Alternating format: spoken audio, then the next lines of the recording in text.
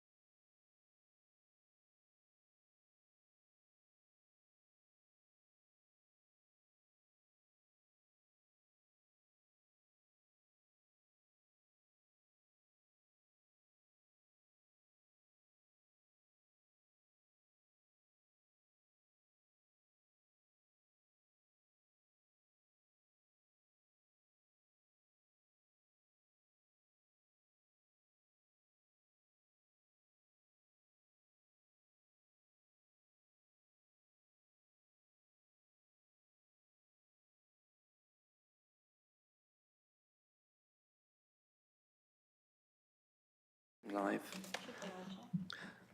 Good morning, everyone. My name is Councillor Simon Smith. I am the chair of this committee. I'd like to welcome you to the Joint Development Control Committee meeting taking place at 10 a.m. on Wednesday, the 23rd of April 2025. Other members of the committee are Councillors Flobert, yes, Pora, Present, Chair. Smart,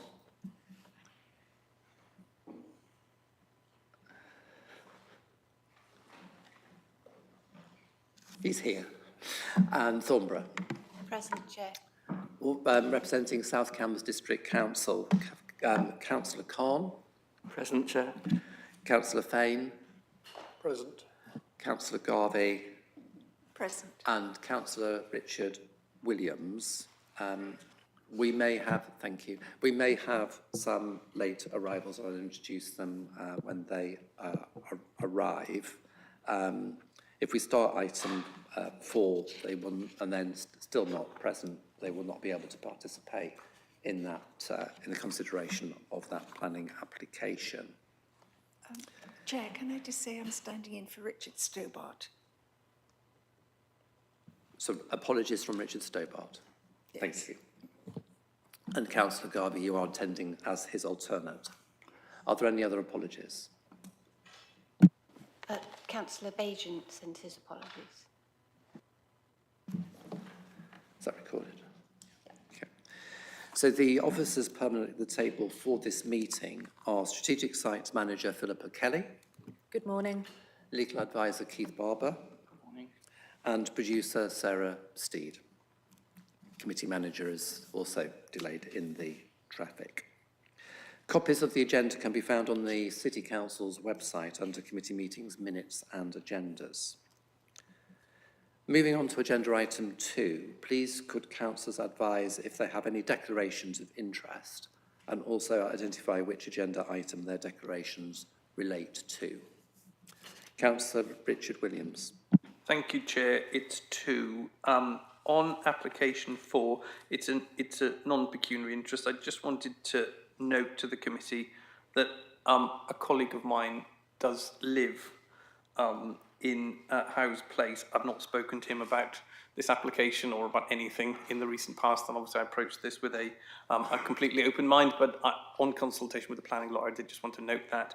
And then on application 5, even though it's a pre-developer briefing, I assume it's by the university, so I should just note my employment on that one. Any other declarations? I will not be chairing item 4 because I will be making representations. For that, we will need to appoint a chair for that item. So if you have a nomination, please, for the chair.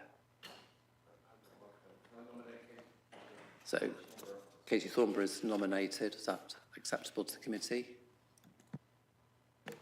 I'm sorry to make myself unpopular, Chair, but can I just check, for the purposes of making sure the decision is entirely sound, that that is in accordance with the terms of reference? Because 1.2 does say that if the chair or vice chair are not here, we can appoint somebody else, but if the chair or vice chair are present in the meeting, then they would chair the meeting. So we're appointing a chair who's not the vice chair. So I'm just wanting to clarify that is compatible with 1.2 of our terms of reference, standing orders. Chair, it's my understanding that you're recusing yourself from participating, so we don't have a chair or vice chair that's present to be able to chair the meeting, because Councillor Bradnam's not present at the meeting at the moment. Councillor Smith is stepping back. Yeah, sorry, just to clarify. So I appreciate that. The chair's recusing himself, the vice chair isn't here, but presumably we're going to appoint a vice chair as well. And normally what happens is if the chair can't chair, the vice chair chairs. So if we appoint a vice chair, but we've also appointed a substitute chair who's not the vice chair, that seems a bit to sit uneasily with the standing orders to me. So there needs to be a representative from South Cambs and from Cambridge City. So if there's any matters arising from the decision, there needs to be a representative from City and South Cambs. So there needs to be representatives from both authorities. Yeah, but it's just if it's, sorry, I mean, it's a technical point and it's the lawyer's advice maybe. It's just that this is compatible with 1.2, as I say, because the standing orders do say if the chair can't chair, the vice chair chairs. And if we've got a vice chair who's not chairing, it just seems to sit oddly with the standing orders to me. But I don't want to cause trouble, but I just want to check it's all defensible and procedurally proper.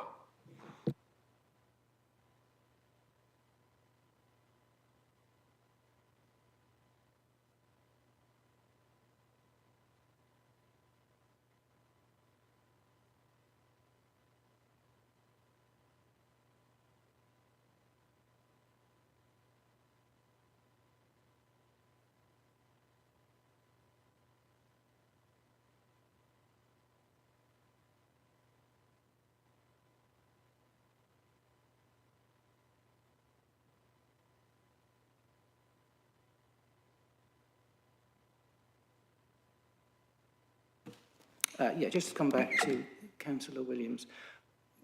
When the chair stands down, as he's going to do, recused from item 4, will at that point be without a chair and without a vice chair, because the current vice chair who would take the chair is stuck in traffic and not here. So we do need to appoint a chair and a vice chair purposely for this meeting and this meeting alone.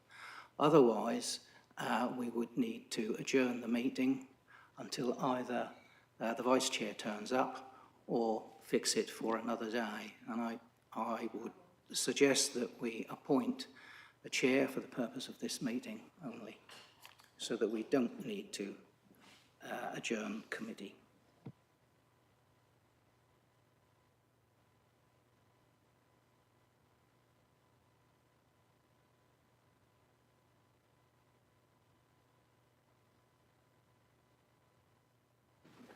So that's the standing orders. No, I've read it. Yeah. Yes, we just looked at paragraph 1.2 and it's very clear that we're following the correct procedure.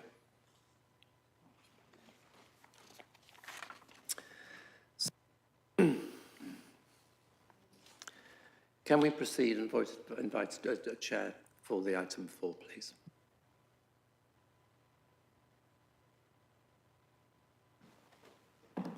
So is someone going to second that? Katie? Is that agreed? Yeah, as long as the lawyer's happy, I'm happy. So yes, agreed. That's a very wise position to adopt. Okay. Thank you for your confidence, Councillor. Okay. So procedurally, once we've done item 3, Councillor Pora will take the chair. Thornborough. Okay. Councillor Thornborough will take the chair and she will then seek a nomination for the vice chair. Okay. All right. In the event of Councillor Bradman, well, she can't really take the chair then, can she? She won't be able to assume the chair if she comes in halfway through. So Councillor Thornborough will chair that entire agenda item. Okay, thank you. So just agenda item 3, the 26th of February 2025 and 19th of March 2025 minutes have been submitted to this meeting for approval. Can those minutes be signed as a correct record? Thank you. I would abstain because I wasn't at the meeting. Thank you. Okay, so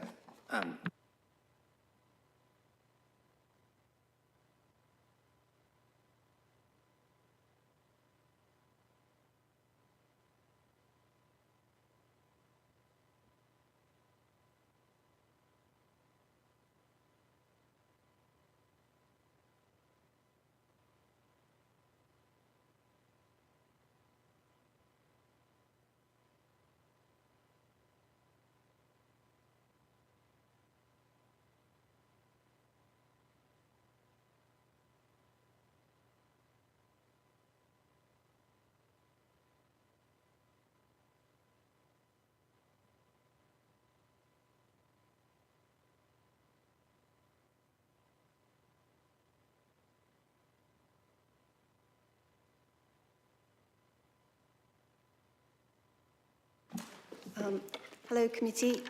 I'm Councillor Katie Thornborough, acting chair for this item.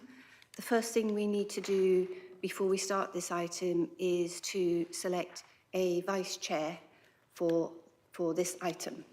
I'm a Labour councillor, so we should find a South Cambridgeshire District Councillor to be vice chair. Do we have any nominations? Chair, can I nominate Councillor Martin Khan to be Vice Chair? Do we have a seconder for Councillor Khan? Thank you, Councillor Williams. Thank you, Councillor Khan, for taking this position.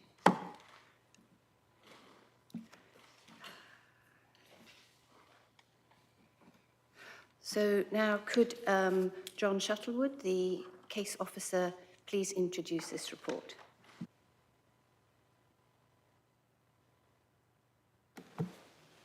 Might help. Thank you very much, Chair. Good morning, everybody. John Shuttlewood, Principal Planning Officer here at the Greater Cambridge Share Planning Service. This application before you today is 2304643 Outline, former National Institute of Agricultural Botany sites, Huntington Road in Cambridge. The application originally was submitted in December 2023. Since then, we in this room has had two closed member briefings. We have had last week a member site visit made. There is one report before you and one drawing pack as well. And as well as my presentation, which I will keep brief today, I promise. There's also public speakers, members. You will hear from today the applicants. You will also hear from a representative on the residents of House Place. And you would also hear from representations from a wards councillor as well.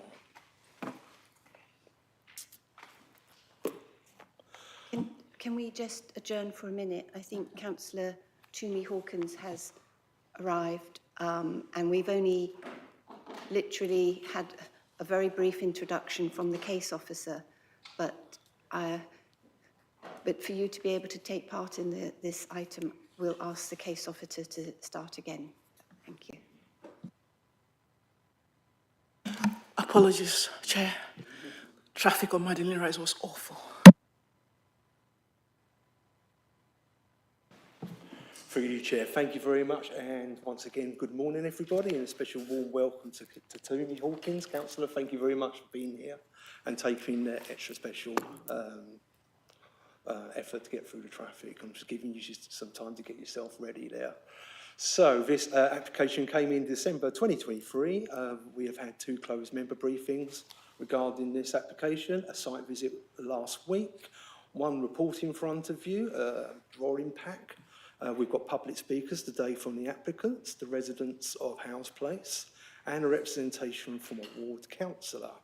For proposal, an outline application for layout, scale and access, for the demolition of all site buildings, bar chapter house, an erection of buildings for a lab office campus space, Class E and G, and associated facilities, a cafe associated access and car and cycle parking, and then also revised access, car and cycle parking and refuge storage for retained chapter house, with some matters reserved except for scale, layouts and access. So the reserved matters are appearance and landscaping, which come forward in due course. Let's have a look at the location that we know so well. That is the northing there, and this is the site. It's the former NIAB site. It is in Castle Ward within the Cambridge city boundaries. Let's give a bit more information and have a look at a different scale. Here is the site location we have. As you can see, the site is bordered around by the residential development of the larger Darwin Green 1 site around it on Lawrence Weaver Road, yet in Falmouth Avenue and Falmouth Close. You have another NIAB site which they moved into and have since moved out of, just to the west. And you also have the conservation area of House Place. And you'll also be aware that the conservation area also goes into the site and includes the listed building of interest, which is Chapter House, which is being retained. Here's a site photo. So for the benefit of the people members who were not at the site visit last week, this gives you a flavour of what views you missed out on. So this is not fish eye lens, just for clarity. This is actually 3 photos put together just to try and give you an opinion. This is looking from Lawrence Weaver Road towards Howes Place. So you can have the 1950s office building on the right-hand side of the photo for demolition. There are then a couple of properties relating to Howes Place at number 14 and 15 that are due for demolition. With a loss of 2 residential properties, you then have an avenue of bleached lime trees, which is a feature of the conservation area. You can see the rooftops of Howes Place just beyond that. And then on the left-hand side of the photo, you can see how the site dips down towards the north and towards where Darwin Green site is. That's a closer look towards Darwin Green. And that's again looking towards Howes Place. Now, the site is northern scrubland in part, and it's part of the mixed-use residential allocation, but it's outside the Darwin Green application, so it's not held to any design parameters that belong to that planning application. The southern side is on the Brownfield Register and holds Chapter House, which is currently used as private rented accommodation. You also have the aforementioned 1950s office building proposed for demolition, and you can also see car parking and the 2 residential properties there. The land slopes down towards the north, as I've said, towards Darwin Green, or depends on your orientation, up towards Huntingdon Road. Let's have a look at Howes Place. This is the conservation area. There was a question that arose last week asking to confirm whether Chapter House is within the conservation area, or this map is from the appraisal. And you can see the conservation area highlighted in green. Chapter House is the building there on the bottom left-hand picture of the conservation area. And there is a photo of Howes Place Green, showing some of the trees that you have there. This is a view from Google, most recent one. There's quite a few online, going back to 2016.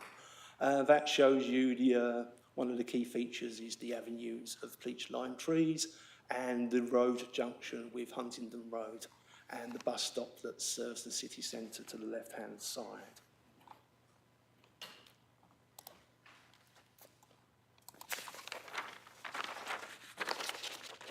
Okay, we just have a quick look at the proposal and the proposed site plan. So it's the demolition of the 1950s building, the erection of 4 buildings for lab and office space, totaling approximately new 31,500 square metre of office space. We're going to call these as 4 blocks, blocks A, B, C and D. Within block D there's associated cafe, facilities, there's also the application for access car and cycle parking. We also have the revised access and parking for Chapter House. And remember, today we're only looking for access, scale and layout. Appearance and landscape has the opportunity to be achieved at reserved matters in the future.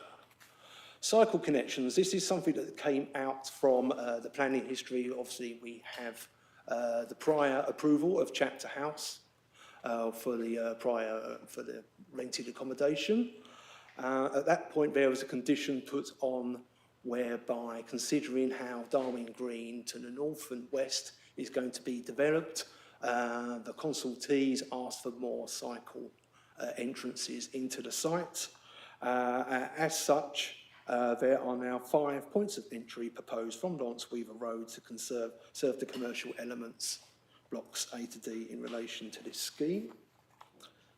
Let's remind ourselves of typical floor plans for blocks. This is block A, this is square and boxy, and you can see basement parking, and then you have ground floor to allow for access, first and second floors for lab space, and then a recessed full floor containing plant and various other facilities.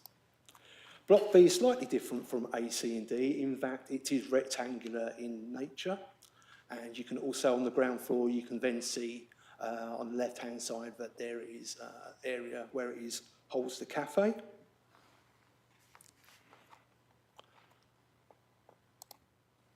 Moving on to Block A elevations, typical elevations here. These plans give an idea of scale and shape, with full appearance details to be captured at reserved matter stage, along with landscaping.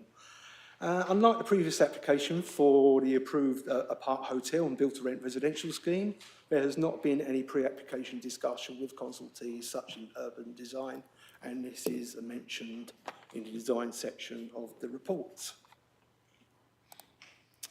There's what B, C and D elevations there. Onto the street scene and sections. These show uniform scale and shape and massing of the four buildings alongside Chapter House, the residential nature of Lawrence Weaver Road, the Darwin Green development properties to the north and south, and Howes Place. Now, before we just go on to the comparative slides for you to have a look at, due to the timing of the committee over Easter today, there unfortunately wasn't an opportunity to submit a formal amendment sheet. There have been some comments that have come in, and these have been agreed to be captured by me reading them out now. So first of all, some just brief comments from the applicants, who said, having read the report, they would like the following to be confirmed. In paragraph 4.4 of your report, that they would say that the amendments made during the course of the application include the stepping back of the upper stories, the blocks B, C and D, to address comments provided by residents of Howes Place. In paragraph 8.2, regarding the second bullet point, they say that this should include the comment from residents of Howes Place, that the proposed reduction in scale of massing of Block A is welcomed when compared to the consented apart hotel building. And then paragraph 8.4, this should include a reference to support from Cambridge Past, Future and Present, who notes support for the revised application for the redevelopment of the site, in that it proposes buildings which are lower and provide more space to adjacent neighbours with the extant permission. And then paragraph 13.24, we would suggest that it can be noted here that the separation distance between building D and the northern boundary has increased on average 1.7 metres further from the boundary compared with the extant consent. And the extant consent is, of course, the fallback position that is a material consideration in this application. So the extant consent is the apart hotel and build-to-rent residential scheme that has been previously approved here by this committee. Okay, and then I'll just want to move on, in fairness, to the comments that have been received by the residents of Howes Place, which I understand will be brought to the attention of the committee shortly by Neil Gillian. And they point out that correction to details within paragraph 2.2, which should read the former NIAB headquarters building, has been converted into 68 new dwelling units under the prior approval scheme rather than 94 units, and I'm happy to make that correction and clarification. And then paragraphs 2.5 and 15.3 refer to individual TPO trees in Howes Place, whereby the only TPO tree is actually the mulberry tree on the green, which we saw last week during the member visit. This incidentally was planted by Queen Mary in 1921. Okay, we have also had a final separate representation from a resident in Fowler's Close, objecting to the location of two additional substations. Now, this has actually been addressed through conditions 12 and 41 that relate to noise and locations of these stations. I would just state that, in my opinion, having read through condition 41 proposed wording, that it needs some clarification and a rejigging of the word slightly to include location, and this, I believe, could be secured via approval of chair and vice chair in future if the matter so was required. Okay, thank you very much for just going through those. Just let you know that we do have some comparative site plans with the extant consent 2103-609, which was for the apart hotel and for the residential properties, and obviously these were of a different site design, if you remembered, and they were set out differently. And what has basically happened is that the buildings which are nearer to the residential properties, to House Place and to Falmouth Close and Plymouth Close, have actually rejigged, so what you'll now have, the 4 commercial lab space blocks are set further back in parts, and they are also considered to be within the height scale of the original application, which is the fallback permission.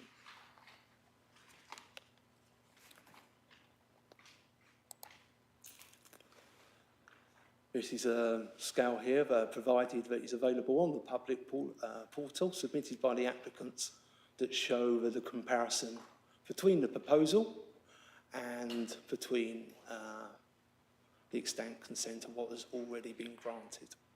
Just to show, so the extant consent, remember, basically sets the parameters of the standard for what has previously been approved at this committee, and we must consider. And here is a comparative elevations facing House Place of the extent application, and then the proposal, and then a meshing of the two together, so you get an idea of the differences between the two schemes being brought forward. Finally, onto the planning balance. So this is the judgment, it's a type 1. So the officer recommendation is for approval. On the plus side, there are moderate economic benefits from the construction jobs being created and the post-occupation of the lab and office space, and also from the Section 106 planning obligation contributions towards bus service improvements serving the site. There are also moderate social benefits considered from the cafe that will be located on site, and there are moderate environmental benefits from the development of the brownfield site that we currently have, with a potential propensity for future sustainability measures and ecological enhancements. On the refusal side, you could look at the what we have considered to be the less than substantial harm to the House Place conservation area, character and appearance, including the local building of interest, Chapter House. And there also we have the loss of 2 residential properties as well, which would normally be against policy 3, I believe, of the Cambridge local plan. However, it is also balanced against the 31,000 potential square lab space that will be created from that. Okay, for the moment, that is the end of my presentation. Thank you very much, Chair. Thank you very much, John. We now turn to public speakers. We have one objector to speak, Neil Jenian. Would you like to come to the seat over there?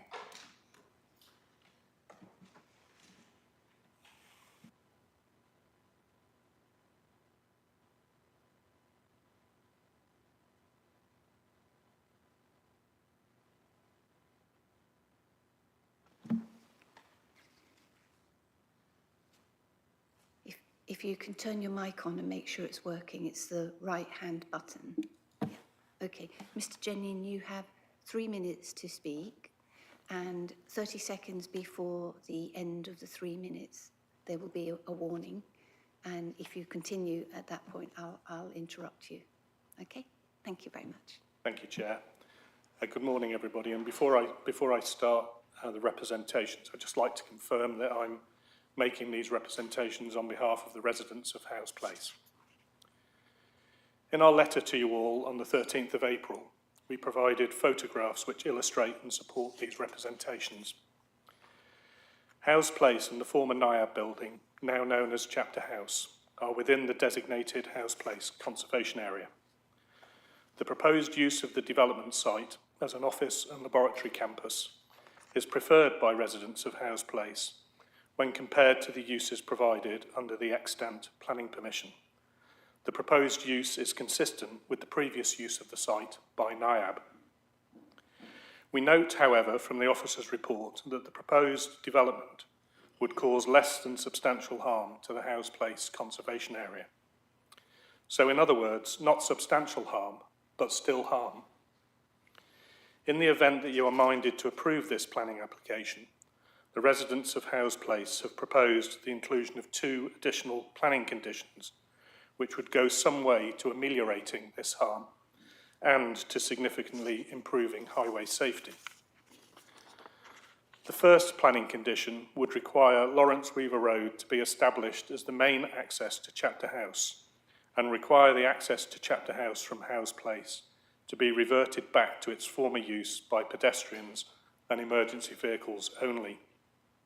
The access from Howes Place was established as the main entrance to Chapter House as part of the permitted development completed in 2022 to convert the former NIAB office building into 68 residential dwellings. This resulted in harm to the special Arcadian character and amenity of the Howes Place conservation area through the unilateral introduction of unsympathetic features such as palisade fencing along Howes Place, mock cobbles up to the Howes Place carriageway, and parcel and post lockers for use by Chapter House residents. Moreover, the establishment of Howes Place as the main entrance to Chapter House increased the number of residential dwellings being accessed from Howes Place by over 350% and resulted in a significant increase in the use of Howes Place by parcel delivery vans, supermarket delivery vehicles, taxis, food delivery two-wheelers, etc., etc. Howes Place is unsuitable for high volumes of vehicle and cycle movements due to it being narrow, unlit, poorly constructed, and an unadopted highway. The second planning condition would require the removal of the redundant access points between Howes Place and the development site, the introduction of clear and continuous segregation between Howes Place and the development site, and the provision of infill planting of pleached lime trees, hedges and grass verges along Howes Place in a manner consistent with the formal landscaping of Howes Place. So to sum up, the planning application being reviewed by you today provides directly from Lawrence Weaver Road sufficient and safe access, if I may just finish, thank you, Chair. Directly from Lawrence Weaver Road, sufficient and safe access and egress for vehicles, cyclists and pedestrians accessing Chapter House, together with sufficient car parking and cycle parking for all Chapter House residents and visitors. In the event that you are minded to approve this planning application, we implore you to include the 2 additional planning conditions proposed by the residents of Howes Place in the interests of preserving and enhancing the special Arcadian character and amenity of the Howes Place conservation area and significantly improving highway safety. Thank you. Thank you, Mr. Jennian. We now have the applicant's representative, Mr. Paul Harney, and also Paul Watson, the agent. Now, you to share 3 minutes, but you have, because the last speaker went on a bit, you'll have an additional 46 seconds. So. Thank you, Chair. I'm going to speak to Mr. Harney's view, members or anybody has comments or questions for us. Is it preferred that I stand or sit? Whatever you're most comfortable with. Yeah, thank you. So you need to turn your microphone on. Thank you. Thank you. So, good morning, Chair and members of the committee. For over 100 years, this part of Cambridge and the site itself has been at the centre of world-leading plant science research and development. This application proposes new state-of-the-art facilities that would further support and complement these existing uses. NIAB and the Crop Science Centre lie opposite, also on Lawrence Weaver Road, which, as members of the committee may be aware, was named after Sir Lawrence Weaver, the founder of NIAB. Both organisations were included in the applicant's initial stakeholder consultation and have confirmed that they would benefit from working in collaboration with future occupiers of this site and from the plant science and agri-tech cluster that would be created. It is a strategic objective of the Council, as set out in Policy 2 of the local plan, to build on existing strengths in knowledge-based activities. This application responds directly to that objective. The site lies in a highly sustainable location in the existing urban area and within a reasonable walk or very easy cycle of the town centre, city centre, I should say. The use would provide good quality jobs close to an existing and expanding residential population, increasing the potential for people to live close to where they work and so minimise unnecessary car journeys. The proposal would complement the uses and facilities already being delivered elsewhere within the wider Darwin Green and Eddington communities.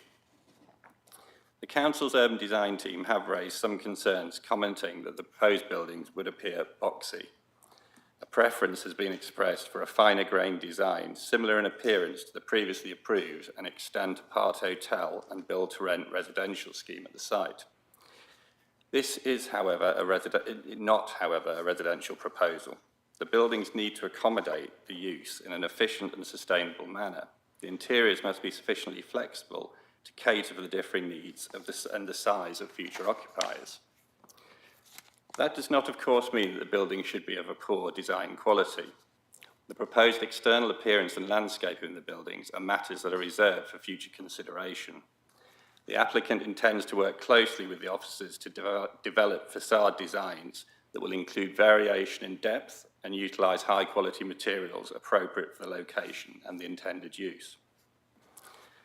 The proposal has been amended during the course of the application, responding to comments received from statutory consultees and local residents. And as you've heard from the previous speaker this morning, comments provided from neighbours have been very balanced. However, a clear preference has been expressed for this proposal over the extant apart hotel and build-to-rent scheme, as it reduces the apparent scale and massing of the buildings in views from Howes Place. So in overall summary, we do hope the committee will feel able to support the officer's recommendation of approval. And of course, if you do have any questions, myself and Mr. Harney are happy to try and answer them. Thank you. Thank you, Mr. Watson. Thank you for your offer to answer questions, but we don't normally allow that. But I'd just like to thank Mr. Harney for coming to the meeting. Thank you. Now we have 2 ward councillors. First, we have Councillor Cheney Payne, who is unable to be here, but there is a statement to be read out on her behalf.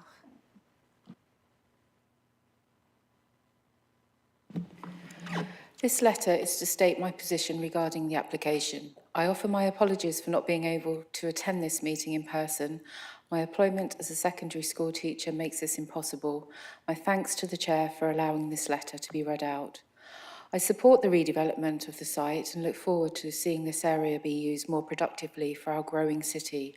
However, the unique nature of this area alongside the Howes Place conservation area means this must be handled sensitively, and thus I strongly support the proposed conditions put forward by the residents of Howes Place. Throughout the planning process, they have sought to engage constructively and thoughtfully with the plan development, and I trust they will be shown the same courtesy by JDCC in turn. The first condition to establish Lawrence Weaver Road as the main access to Chapter House for all but pedestrians and emergency vehicles. Howes Place is a private narrow road where turning of vehicles or passing is impossible, and therefore, in order to ensure safety for existing and new residents, it is important to support, excuse me, It is impossible, and therefore, in order to ensure safety for existing and new residents, it is important that Howes Place does not become a vehicular access road. This includes relocating the cycle parking to the northwest of Chapter House so that cyclists and cars accessing Howes Place do not enter into conflict, as the road is too narrow for this to be safe. The second is for the access points between Howes Place and the former site to be removed. This is partly for similar safety reasons, but also to allow for further planning of the bleached lime trees which Howes Place is so well known for. As the character of the area changes, the landscaping plan for this redevelopment should ensure that the character of Howes Place is preserved as per its conservation area status. Thank you for the time to deliberate this proposal today, and I hope these conditions will be supported by the committee. Thank you very much for that statement. We now have Councillor Simon Smith, who's another ward councillor, who's here and will make a presentation now. Make a comment statement now. Thank you, Chair. I'm making representations on behalf of Howes Place Conservation Area and the residents of Howes Place and Darwin Green. The applicant has chosen not to enter into a planning performance agreement and make a pre-planning application presentation to this committee, and this has limited opportunities for the officers and the committee to promote positive planning, which leads to better development outcomes. And in this context, I'll be making positive planning proposals for consideration if the committee is minded to approve the application. So the first matter concerns Howes Place, and it's an opportunity to make a positive contribution. Howes Place is not just a masterpiece of post-World War I placemaking. It sets a standard that few developments of today can match. The architect realised the founding philanthropist's vision to create an Arcadian haven after the death and destruction of World War I, by combining a symmetrical linear layout of housing with parallel rows of pleached lines, with shared back gardens, laundry, and heat network. Unfortunately, due to the failure to grant conservation area status in 2010, Howes Place was left unprotected by policy when the build-to-rent and apart hotel application was determined in February 2024. Following conservation designation in June 2024, the area now has relevant protection, but only if the committee applies them. The Howes Place Conservation Area appraisal notes the area is at risk of losing its special character through cumulative impact of minor changes. In addition, the appraisal warns the building and landscape are potentially at risk of unsympathetic change. In converting the former NIAB headquarters into 68 new dwellings, the developer introduced unsympathetic features such as the palisade fencing along Howes Place to provide a cycle park, post boxes and parcel lockers, and mock cobbles to provide a vehicle access turning point for the resulting delivery traffic. To this, the proposal adds further harm as described at 14.16 as less than substantial harm, but still harm. In recommendation 2 of the report, invites other relevant planning obligations necessary to make the proposal acceptable in planning terms. So here's one simple condition obligation that reads, the development should not be occupied until all post boxes and parcel lockers are relocated to Lawrence Weaver Road access and palisade fencing removed. Reason, to make a positive contribution to the character of the conservation area in accordance with National Planning Policy Framework 2024, paras 212.201C and Cambridge Local Plan 2018 Policy 61. This measure is justified on these very strong policy grounds. So para 212 of the National Planning Policy Framework. When considering the impact of a proposed development on the significance of a designated heritage asset, great weight should be given to the asset's conservation. Great weight should be given. And the more important the asset, the greater the weight should be. This is irrespective of whether any potential harm amounts to substantial harm, total loss, or less than substantial harm to its significance. National Planning Policy Framework, para 210C. In determining applications, local planning authorities should take account of the desirability of new development, making a positive contribution to local character and distinctiveness. And Cambridge Local Plan 2018 Policy 61 states, to ensure the conservation enhancement of Cambridge's historic environment, proposals should preserve or enhance the significance of the heritage assets of the city, their setting and the wider townscape. Preserve or enhance are the key words here. The case officers reported he could not address the question of highway safety in respect of Howes Place, as Highways was silent on the issue. The reason for this is that House Place is unadopted and not public highway. However, Mr. Genyon, in his representations, gave a full description of the inadequacy of the junction and sight lines with Huntingdon Road, and the committee therefore may consider adding a second reason for this condition to prevent conflicts between pedestrians and cyclist delivery vehicles in the interest of highway safety, in accordance with National Planning Policy Frameworks 2024, Paras 116, 117C and Cambridge Local Plan Policy 80. Landscape for placemaking and heritage. The report at section 1.8 notes that landscape is a reserved matter and a high quality landscape can be secured which would provide environmental benefits. The committee may consider the opportunity this affords to provide heritage benefits, and the objections raised by the Conservation, Landscape and Tree Officers and Urban Design team are reported at pages 23, 25 and 26 of the report. Underline this. So, in place of waiting for reserved matters proposal, the committee may consider inviting the officers to bring forward landscape design guidance to secure a better landscaping outcome that would otherwise be brought forward. Such guidance to incorporate key heritage elements, so the removal of the redundant access points between House Place and the former NIAB site, infill planting of pleach lime trees, hedges and grass verges along House Place in a manner consistent with the formal landscaping of House Place. And the reason, to be consistent with the landscaping principles established under condition 43 of the Extant Planning Permission 21036609 full, and to make a positive contribution to the local character and distinctiveness of House Place Conservation Area, and preserve and enhance the House Place Conservation Area policies, paragraphs 212 to 110C of the National Planning Policy Framework and Policy 61 of the Cambridge Local Plan. The case officers referred to condition 41, the electricity substations protecting residential amenity.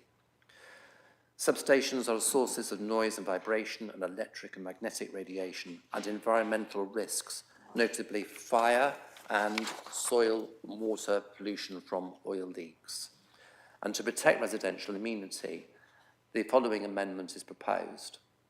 Prior to commencement of development, alternative sites for the electricity substations are shown in yellow on the drawing LWR 202, Rev, whatever it is, ground floor and site plan, shall be submitted and approved in writing by the local planning authority. And the substation shall be installed and retained in accordance with the approved details. There are relevant reasons set out in the report in front of you. I'd like to thank the applicant for acceding to this amended condition if the committee is minded to promote it. Sustainable transport, safe cycling routes and storage. The plan on page 15 of the drawing pack, which you may wish to refer to, shows a cycle store to the north of the chapter house facing Lawrence Weaver Road. You will see that cyclists wanting to turn right from Lawrence Weaver Road into the access, shown in brown, could not do so due to the central reservation. To make this access work would require a planning contribution to make a route across the segregation lane and a suitable access across the footway verge on the House Green side of Lawrence Weaver Road. Such a condition would provide a solution to the time-limited and unimplemented conditions for permanent pedestrian and cycle linkages and cycle parking facilities for Chapter House, with access via Lawrence Weaver Road, which are in breach of prior approval 20-01501 PR1030. And the reason, in the interest of encouraging sustainable travel to and from the site, in accordance with Cambridge Local Plan Policies 80 and 81. I'm at the end now, you'll be pleased to hear. Travel plans for buses. The site is poorly served by bus services, and the committee may wish to encourage the applicant to engage with the University of Cambridge as promoter of the Universal Bus Service and the CPCA, which is promoting an orbital bus service, and the relevant bus operators. The investigation and installation of waiting restrictions and control parking zones needs to note that roads in Darwin Green are unadopted. Thank you for your indulgence, Committee Chair. Thank you. Thank you, Councillor Smith. We now move on to members' questions. And so let's listen carefully to each other and try not to repeat questions made by previous councillors.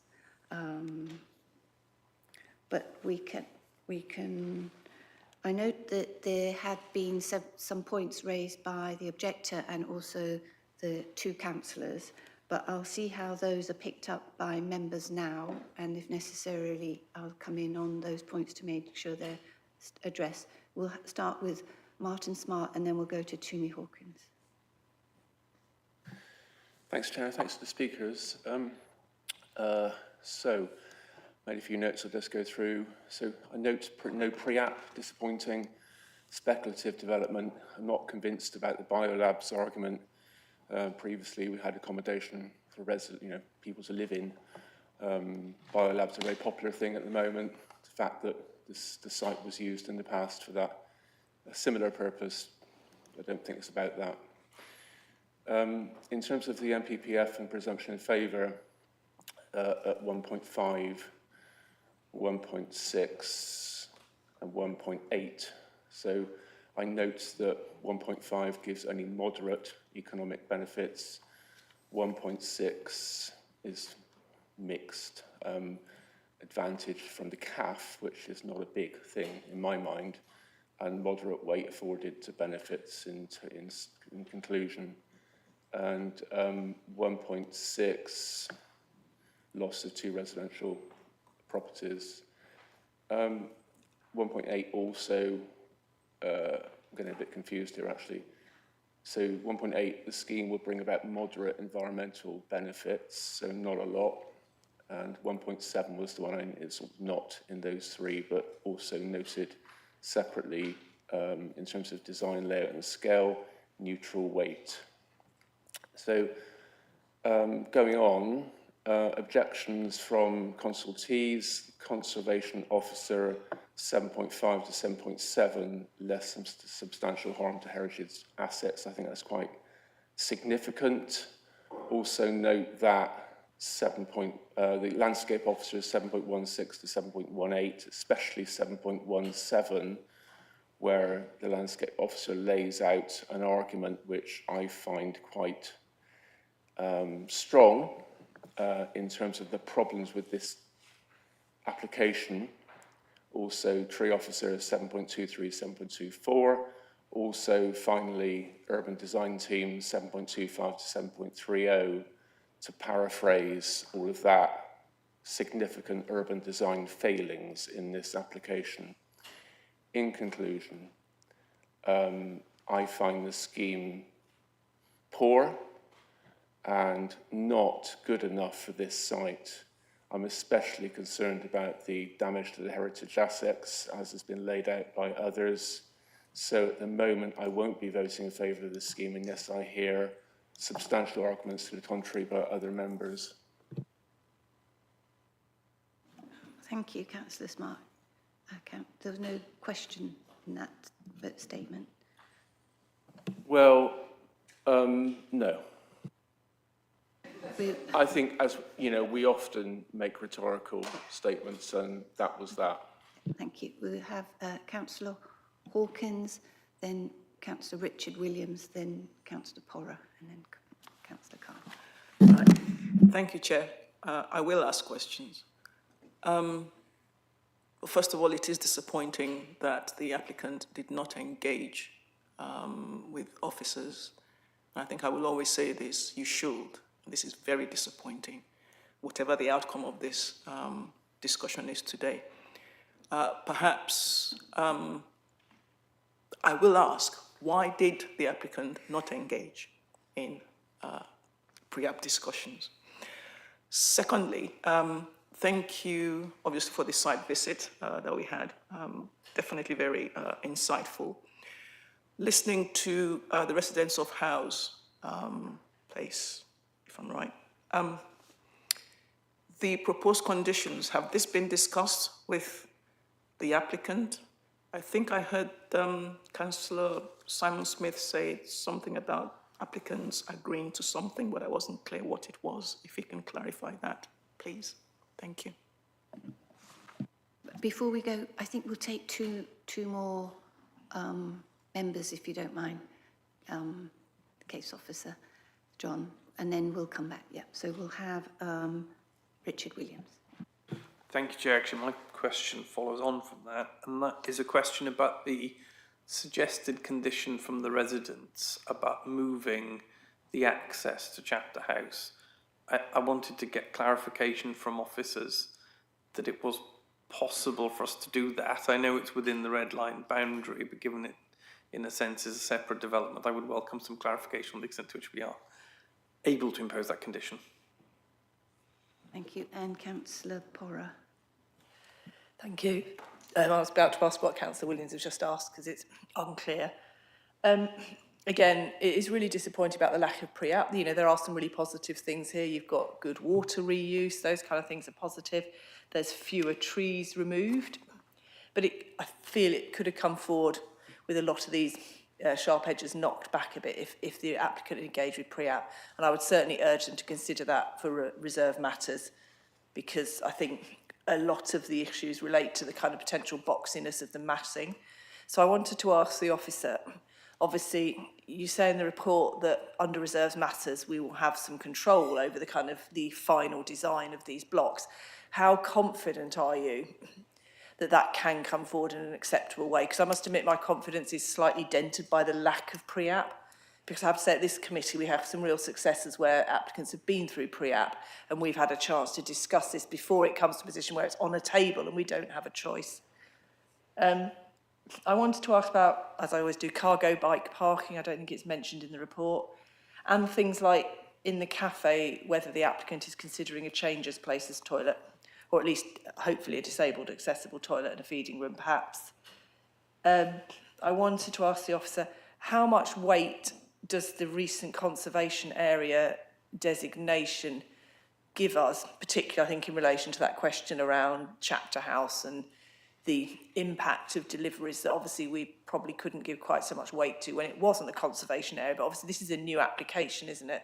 So I'd be grateful if the officer could give us some guidance about the kind of weight, particularly with relation to the issues raised by Howes Place. And I think Councillor Simon Smith said that it was a substation condition that was already agreed, but again, if you could clarify that, that would be really helpful. Thank you. John, we'll hand over to you now. Thanks. Thank you very much, Chair, for you, and thank you, members, for your questions. There's quite a lot of them. I will do my very best to help clarify the inquiries that you have. Start with Councillor Toomey Hawkins. Okay, so your comments are noted about pre-apps. Obviously, at the committee, you're used to having major schemes coming towards with high design aspirations, and this, you may feel, has not met that normal high benchmark on this particular occasion, and naturally you feel somewhat disappointed from that. Of course, we have to remember that it's not a statutory requirement to engage with the Greater Planning Service.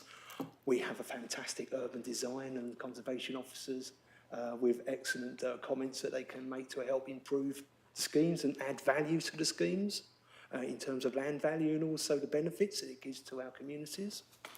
But yeah, just to point out that it's not a statutory given. Why did the appellant not engage? Well, it's been in since December 2023 with me, so the applicant has engaged to a certain extent with ourselves and with the residents of Howes Place as well, I understand.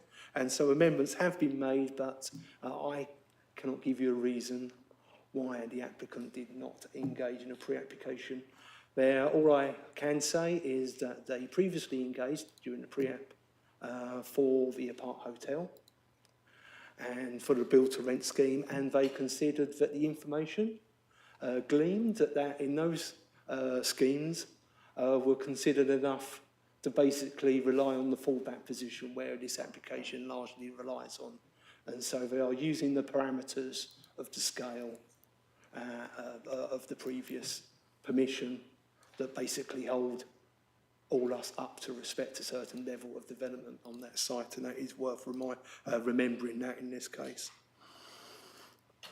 The applicants, I think there's a question about applicants regarding agreement of conditions. Well, it's due course that pre-commencement conditions are always gone through with the applicants, and they're actually sent a list of all the draft conditions on an email for their perusal as well.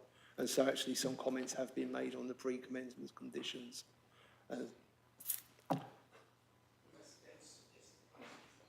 Councillor Hawkins, I think you need to... One minute, your mic is not on yet, so do you want to repeat your question? Sorry, I was referring to the suggested conditions from the residents.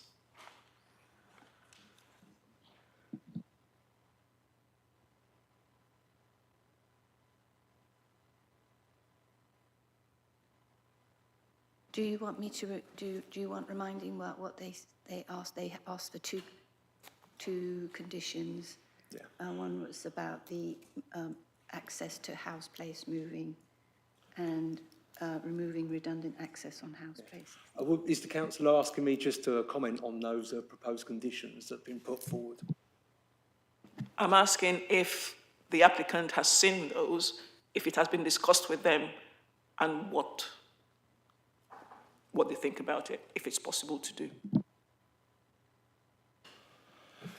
So you're asking if the applicant has seen the proposed matters from the residents? No, there is I'm getting a shake of the head from the applicant. I'm not getting a royal smile from the representation of the residents. So that's all I can say on that matter, Councillor Hawkins. Thank you, John. So if we just move on to Councillor Richard Williams, he's obviously concerned along with Councillor Plora regarding the condition to change the access. That's something, to be honest, I have been grappling with throughout this application. It's not in the active written description of the scheme. And so the question asks, is it an active description of what's been proposed?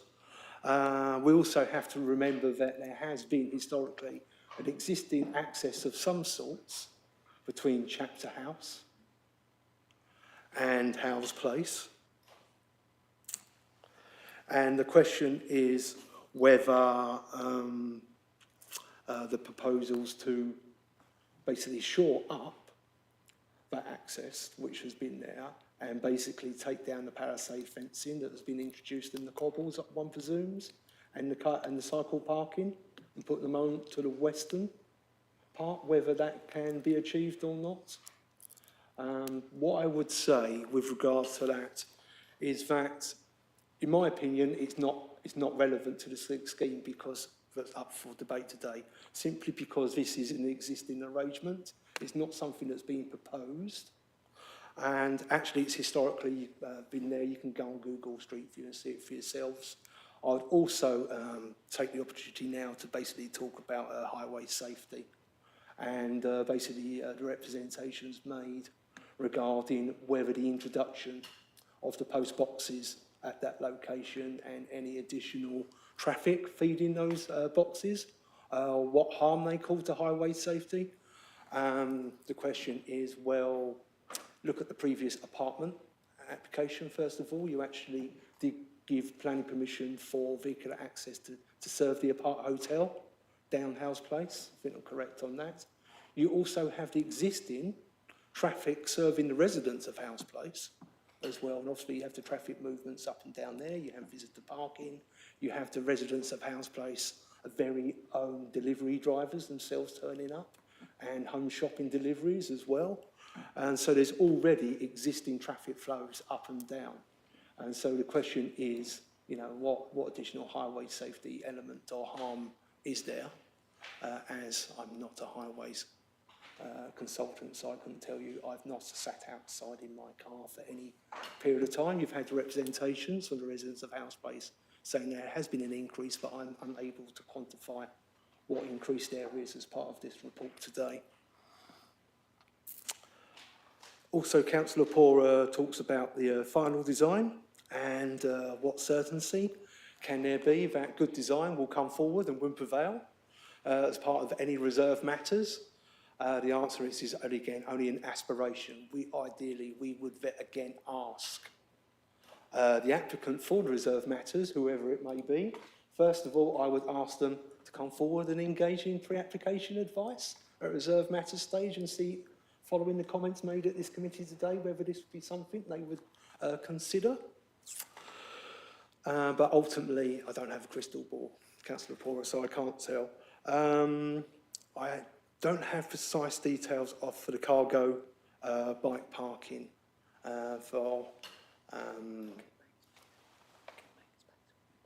but there are internal cycle stores in blocks B, C and D, and I'm sure they could be internally configured so that you could fit cargo bikes within those stores. I hope that would be acceptable. But there's no level of detail in front of me to show. There's also a question about accessible spaces in the cafe area. Again, it's incredibly...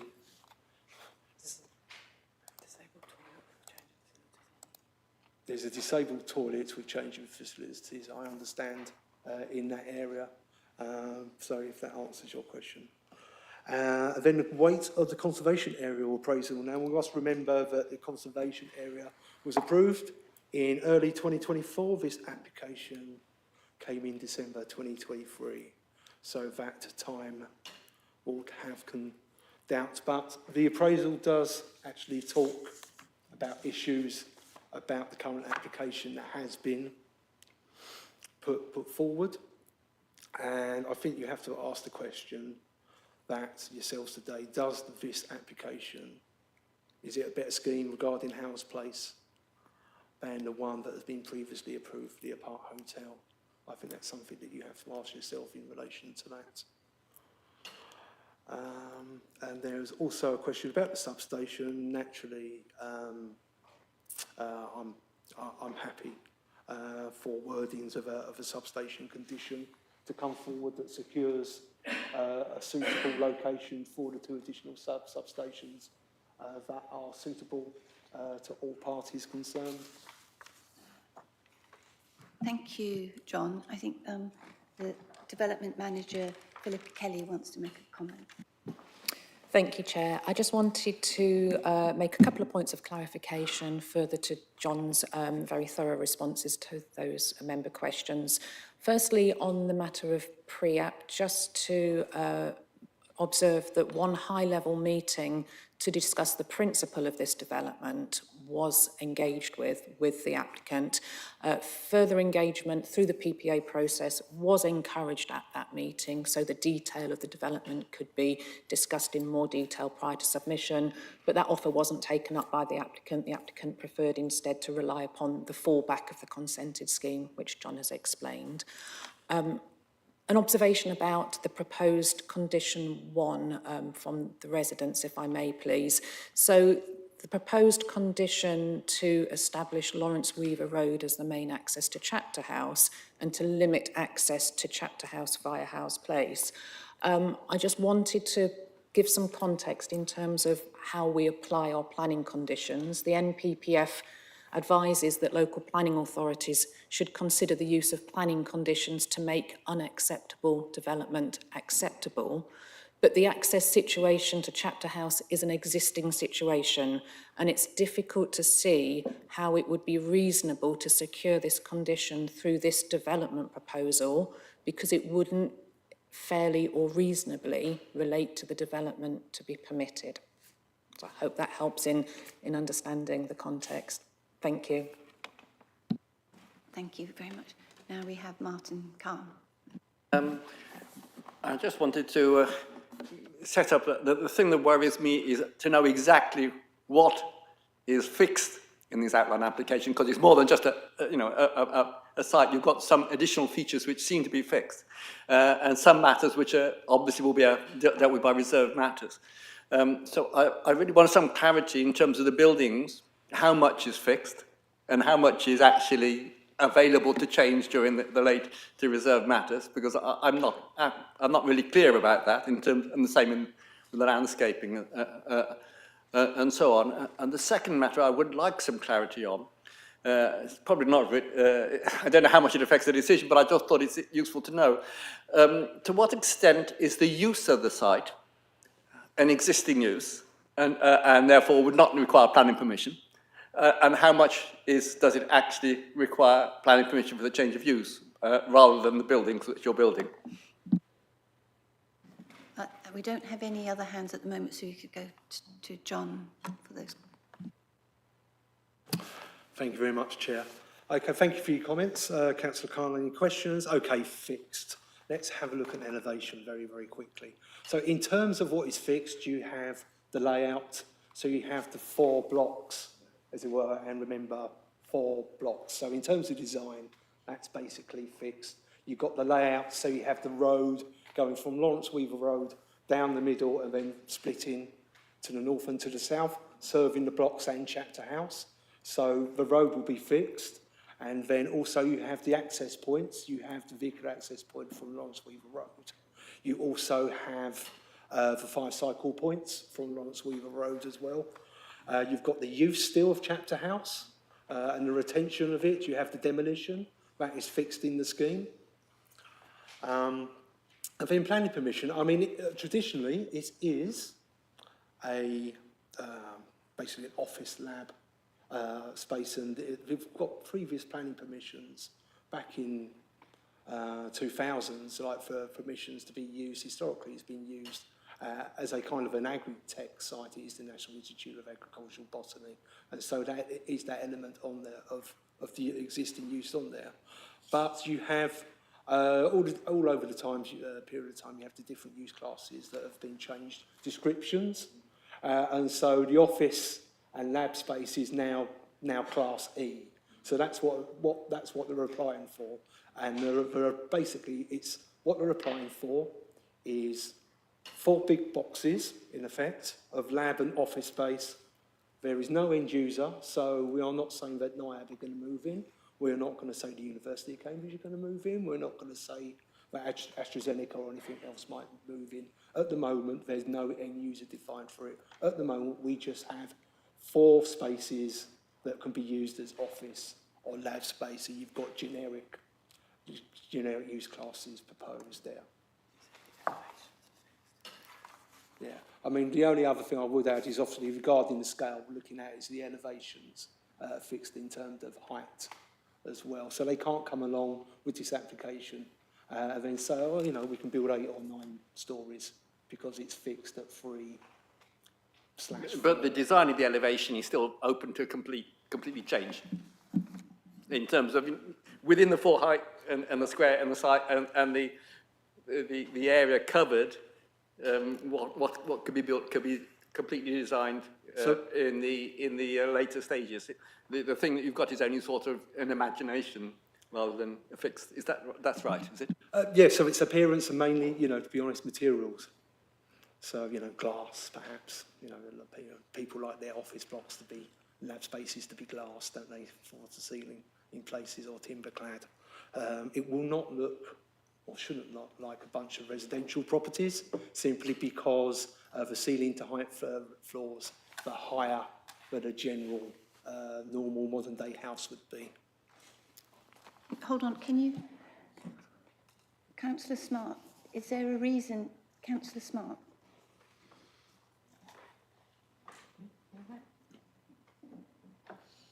Sorry, what's that, Chair?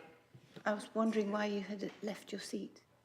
I just wanted to check something with the legal officer. Can I note that Councillor Bradman is here. I'm afraid you weren't able to join from the beginning of the meeting, and I think you're not able to participate. That is what I wanted to clarify, whether I had an opportunity to ask a question.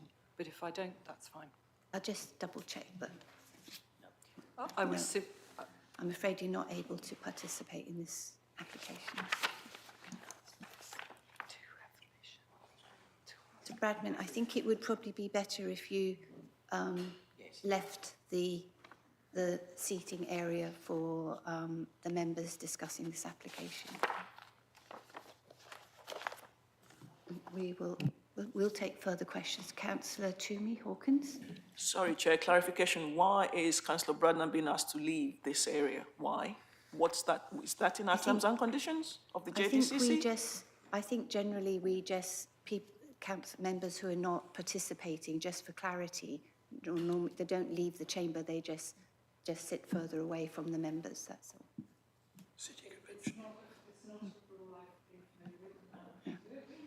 Well, I think in Cambridge City, members do normally leave the seating and they don't need to leave the chamber, but they just need to be very clear that they're not participating. They leave the seating where the deciding members are arranged. Yeah.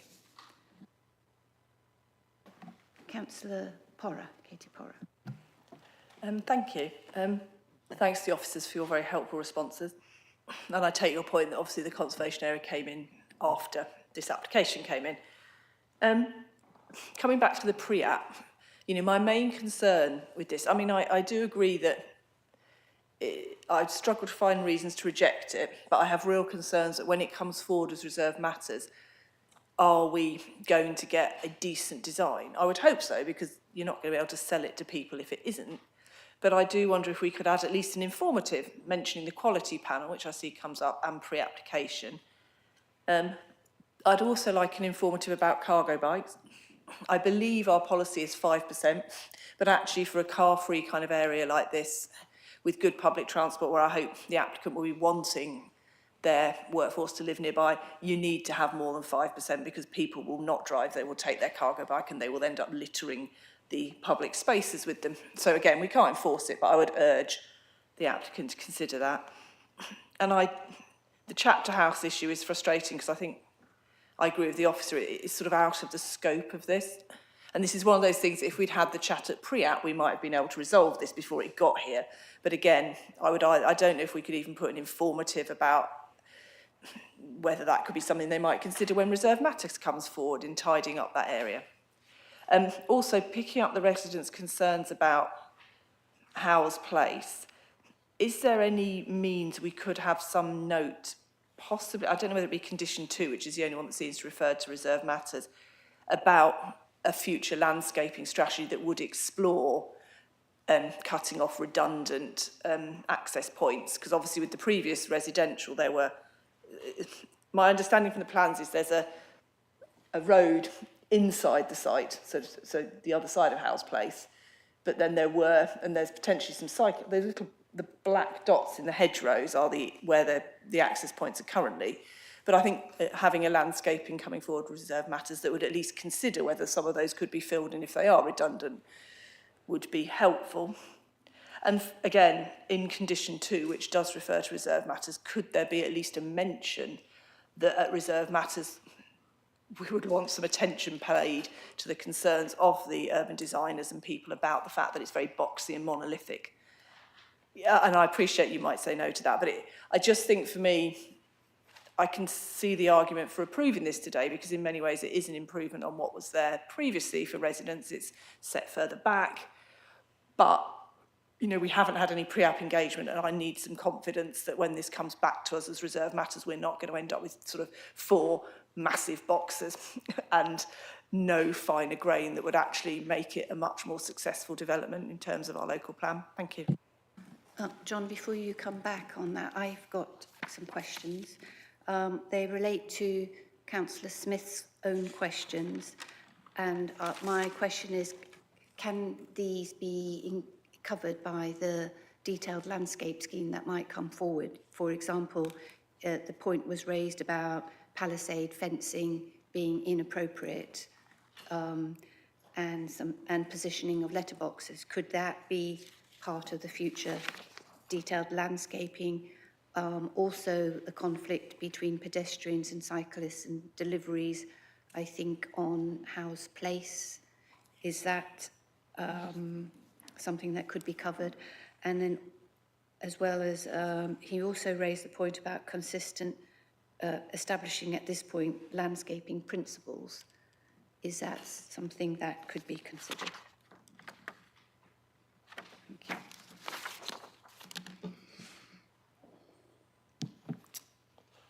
Through you, Chair. Obviously, a number of questions there. Councillor informatives regarding future engagement and maximising the amount of design confidence that you have. Perhaps I'll draw your attention to my conclusions in the reports on design, layout and scale, paragraphs 13.25 and paragraphs 13.26, where that could be added as an informative, where there's a suggestion that agreement of a series of parameter plans on key structuring and placemaking components could ensure delivery of a well-integrated scheme, which is recognised good practice in national government design guidance. So that's certainly something that could be added as an informative. There was an informative about cargo bikes. I just want.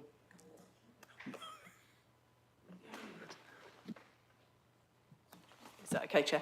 Yeah, it was just to say it would be worth considering more than the minimum, because this is a very sustainable place and we are finding that many people use cargo bikes, and if you don't have somewhere to put them, they end up just blocking the pathways.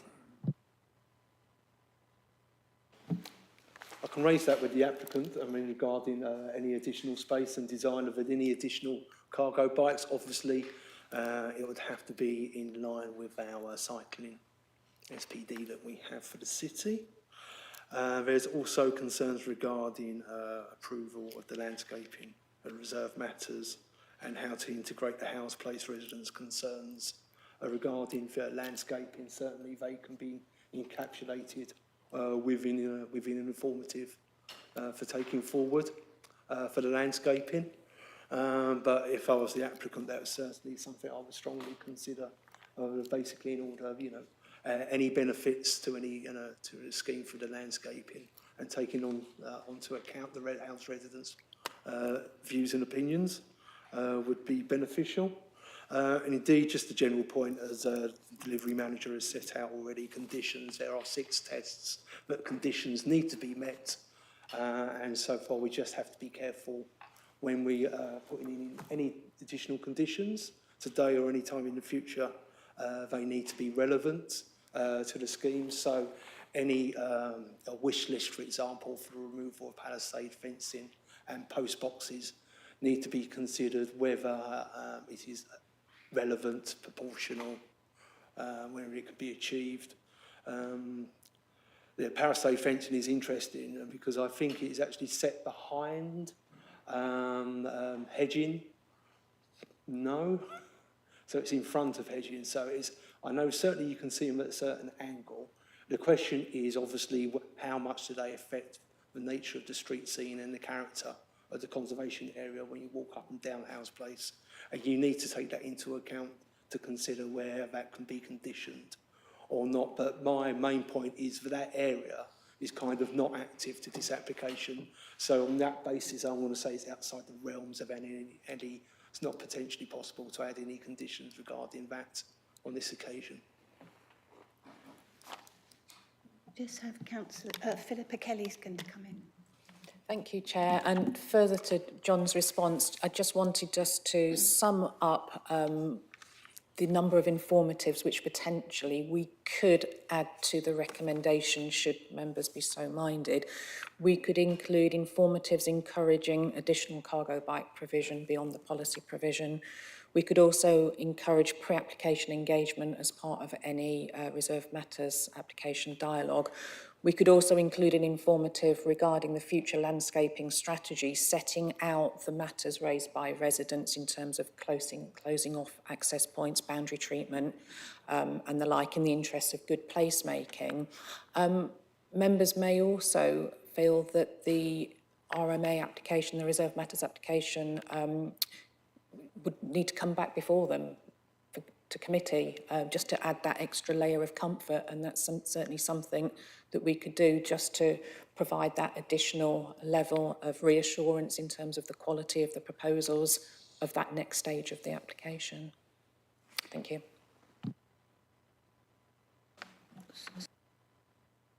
We're going to have Councillor Garvey, then Councillor Fain, and then Councillor Toomey, and then Councillor Martins. With the apart hotel, visitors are very likely to have a car with them. And is there any provision for car parking? So just to clarify, Councillor Garvey, the apart hotel is not part of this scheme. I referred to it as part of the fallback position of the previous scheme, but does have permission. It is extant consent here at the moment. So this site does have permission for an apart hotel with vehicular access to serve that apart hotel going through up and down House Place, halfway up and down. And so by not having the apart hotel as part of this scheme, there is some benefit to the residents of House Place by that element not being part of this application for the lab space, which is all going to go vehicular access from Lawrence Weaver Road. Hope that clarifies that point. Thank you. We're going to take points from 3 councillors and then come back for you. So we'll have Councillor Fain. Thank you, Chair. I think we're on questions at this point. I have a number of questions, but since all but one of them are rhetorical, I'll reserve them for debate, which is where I think they belong. Hopefully we have some information about cycle connections from the northeast and southwest. I'm referring to the page 5 of our plans. Unfortunately, there's no key. Now, obviously, in relation to cycle connections for Chapter House, that's already been discussed, and I think we understand the position on that. What is not quite clear to me from the plan is whether there are cycle and indeed pedestrian access to the proposed new blocks from the south and west, because there may be a number of people working on this site who will find it convenient to be able to access their workplace from the south and west. I'm not sure if that is provided for. Thank you. Now we'll have Councillor Toomey Hawkins. Thanks, Chair. I just wanted to get clear in my head the response that Philippa kindly gave, which is to do with the condition 2 suggested by the residents. So we can't put that as a condition, but we can put it in as an informative. I think I'll ask Ms Kelly to come back on that now. Thank you, Chair. Yes, in my view, the condition requested by the residents regarding the access to Chapter House via House Place or Lawrence Weaver Road would not be reasonable under the National Planning Policy Framework. So it would not be appropriate to include that condition. We would run a risk potentially of the applicant appealing that condition.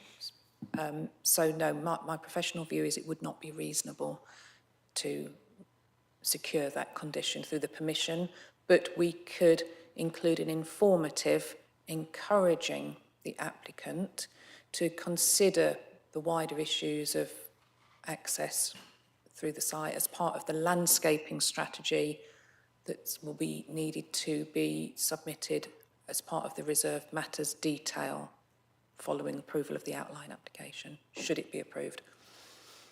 Do you want to come back, Councillor? Yes, please, if I may. I think the main point of that condition, though, is to make sure there's no new access from this proposed development onto House Place.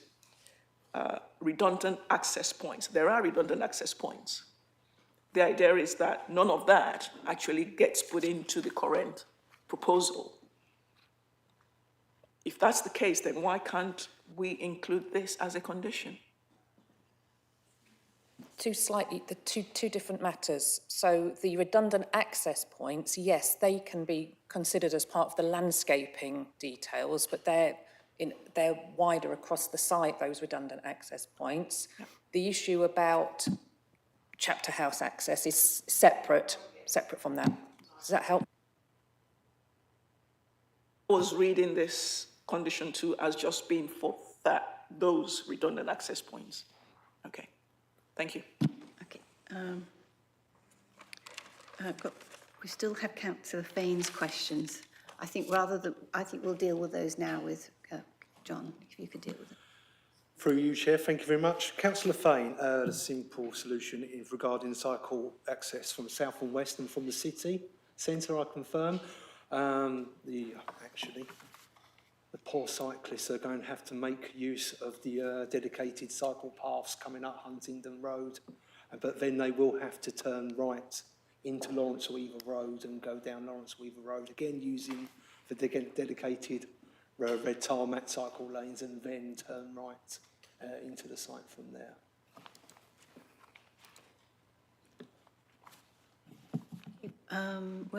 Councillor Martin Smith, Martin Smart, sorry.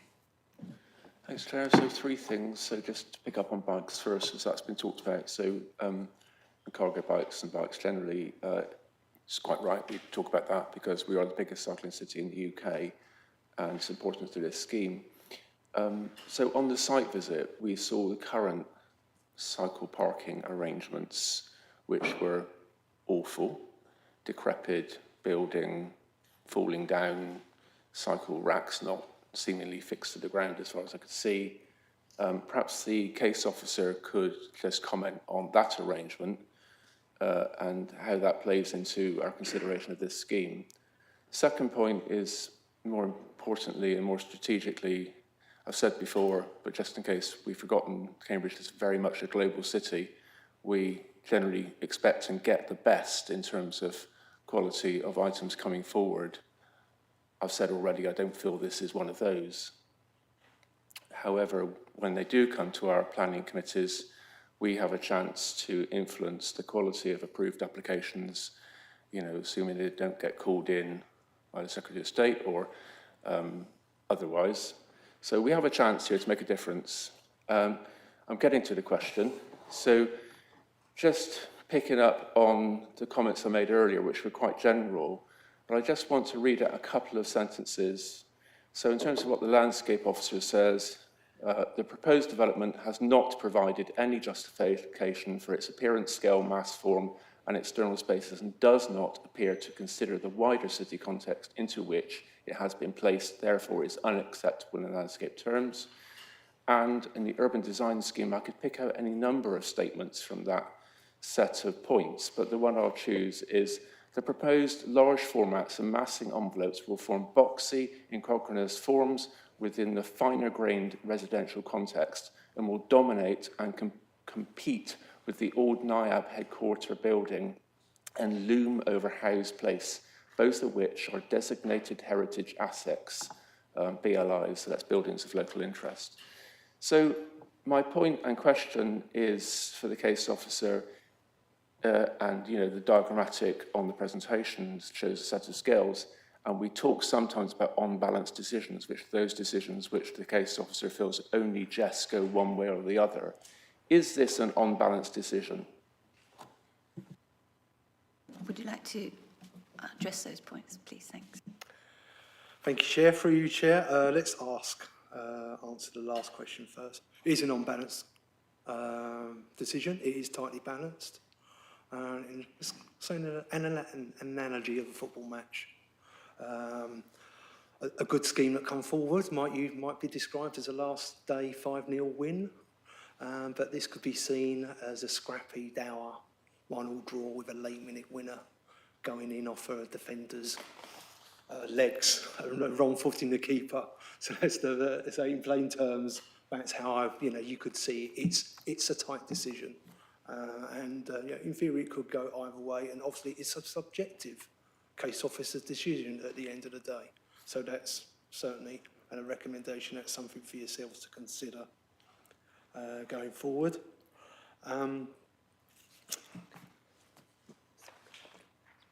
Cycle parking for Howes Place. Yes, just for members who were not there and anybody in the room, anyone watching, members were shown the current parking facilities for Chapter House, which has been approved for a temporary period under reference 20.01501/condition A. That gave approval for temporary access and facilities of pedestrian and cycle from House Place for a 3-year period with an eastern cycle parking area, which you saw behind that palisade fencing. And then also there was a separate western area, which has not been constructed, and as you rightly have pointed out, the current arrangement of this area being housed in an open ground floor, large room within the 1950s adjacent office residential block is not to the plans passed here and part of the decision notice that I have in my right hand here. The approved drawings are approved for a 3-year period, as confirmed in an email with the applicant at the time, and a further discharge of condition application for a permanent solution will be required at the end of this period.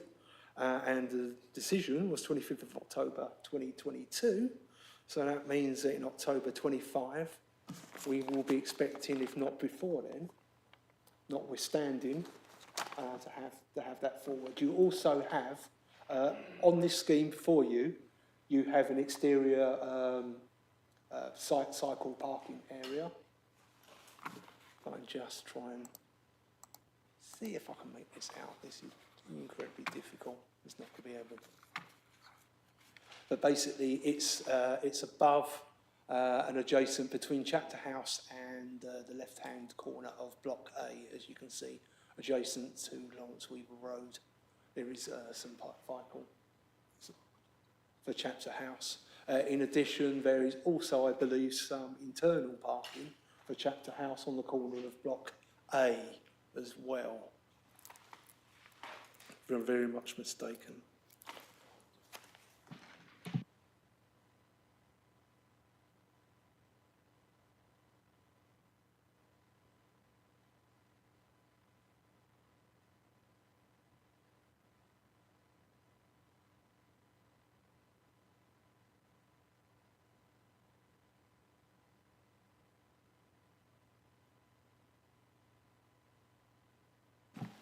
So just confirm there is some cycle parking in between Chapter House and Block A externally. Adjacent to Lawrence Weaver Road, there is a white box at the end of the tree-lined avenue. Yeah, where my cursor is now, apologies for this, but that structure there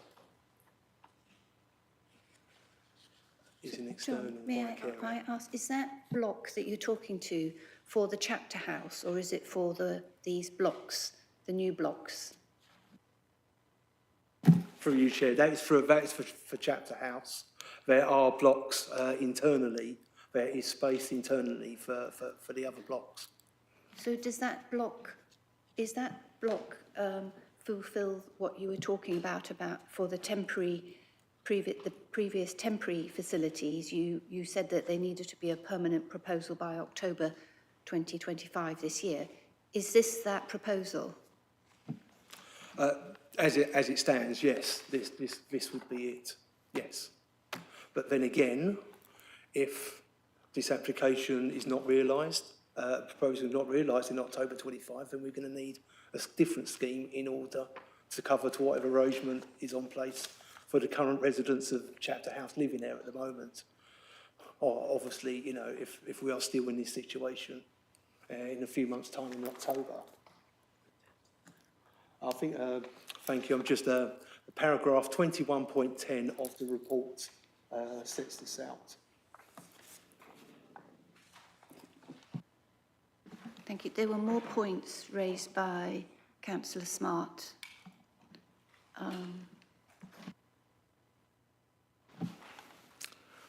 Could I have a refresher, please, Councillor Smart? Well, sorry, Chair, but I think the case officer did cover them off, actually. There was a question about urban scale, from the scale and form points made by the urban design officer, I believe. Well, I was using those two sentences to illuminate my argument about the on-balance decision, which I wanted to check with the case officer. That was that, really. And yes, the case officer wanted to say anything more about that. Okay, Councillor Porra, did you have your hand up? Yeah, it was just to pick up, Councillor Smart obviously has some concerns, as do I, about the massing and the scale, but just to be clear, the previously consented scheme, I think you had a nice slide, was in effect worse, for want of a better word, wasn't it? So I'm assuming in your, so the comments from urban design are as if it were new, whereas I suppose the urban design comments were probably the same as the previous scheme, but obviously what we have to add weight to is the fact that there's a fallback position that is potentially worse. I think, would that be a fair summary? As part of your weighting has taken that into account, because obviously if we do nothing, it will potentially go back to that one, which potentially was even more blocky. John? Through you, Chair, yes, the fallback position is a material consideration and one that should certainly be considered by members. I recommend. Thank you. Councillor Hawkins. Thank you, Chair, for letting me come back. Can we go to page 13 of our papers, please, and look at the description of the proposal, which says, outline application for the demolition of all side buildings and structures other than chapter house, and erection of buildings for a laboratory stroke office campus, class E, G, etc., and associated facilities, cafe, access, car and cycle parking, revised access, car and cycle parking and refuse storage for the retained chapter house, with some matters reserved, except for access, layout, and scale. Which means to me that we can talk about the current access for cycles and the post box and all that to do with chapter house. Thank you. Thank you, Councillor Toomey Hawkins. John? That is a description that has been submitted by the applicant and is with you today. That obviously clashes with the prior approval application, 2001-501, prior 30, which has conditions 2 and 3 regarding pedestrian and cycle linkages and cycle parking facilities. And whilst I take your point about encapsulating it, I'm of the impression that this particular access from House Place is not caught by the proposal, and it's not in the intention of the applicant for that to be part of the application. I'm sorry, Chair, but it's there in black and white. It's there in black and white. So if they are proposing that there could be revised, access and cycle parking and refuse storage for the retained chapter house, that is that access that we looked at. And when we were there, we did see a delivery vehicle that, residents were concerned about and the issues they were concerned about. So there is an opportunity here, I think, to address that concern. And if we don't address it, we will be, in my view, not doing our jobs. So, Councillor Toomey Hawkins, are you proposing that there is a condition or informative explicitly about the access to the chapter house, which would address the points raised? Yes, Chair, I would like to move the motion to accept the 2 conditions proposed by the residents.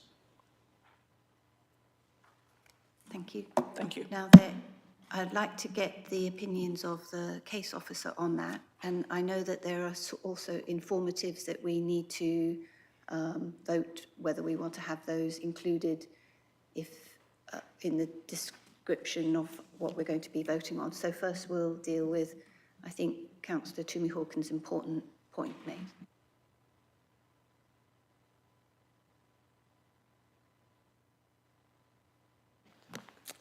Through you, Chair. Okay, so the access point, it's an existing access point.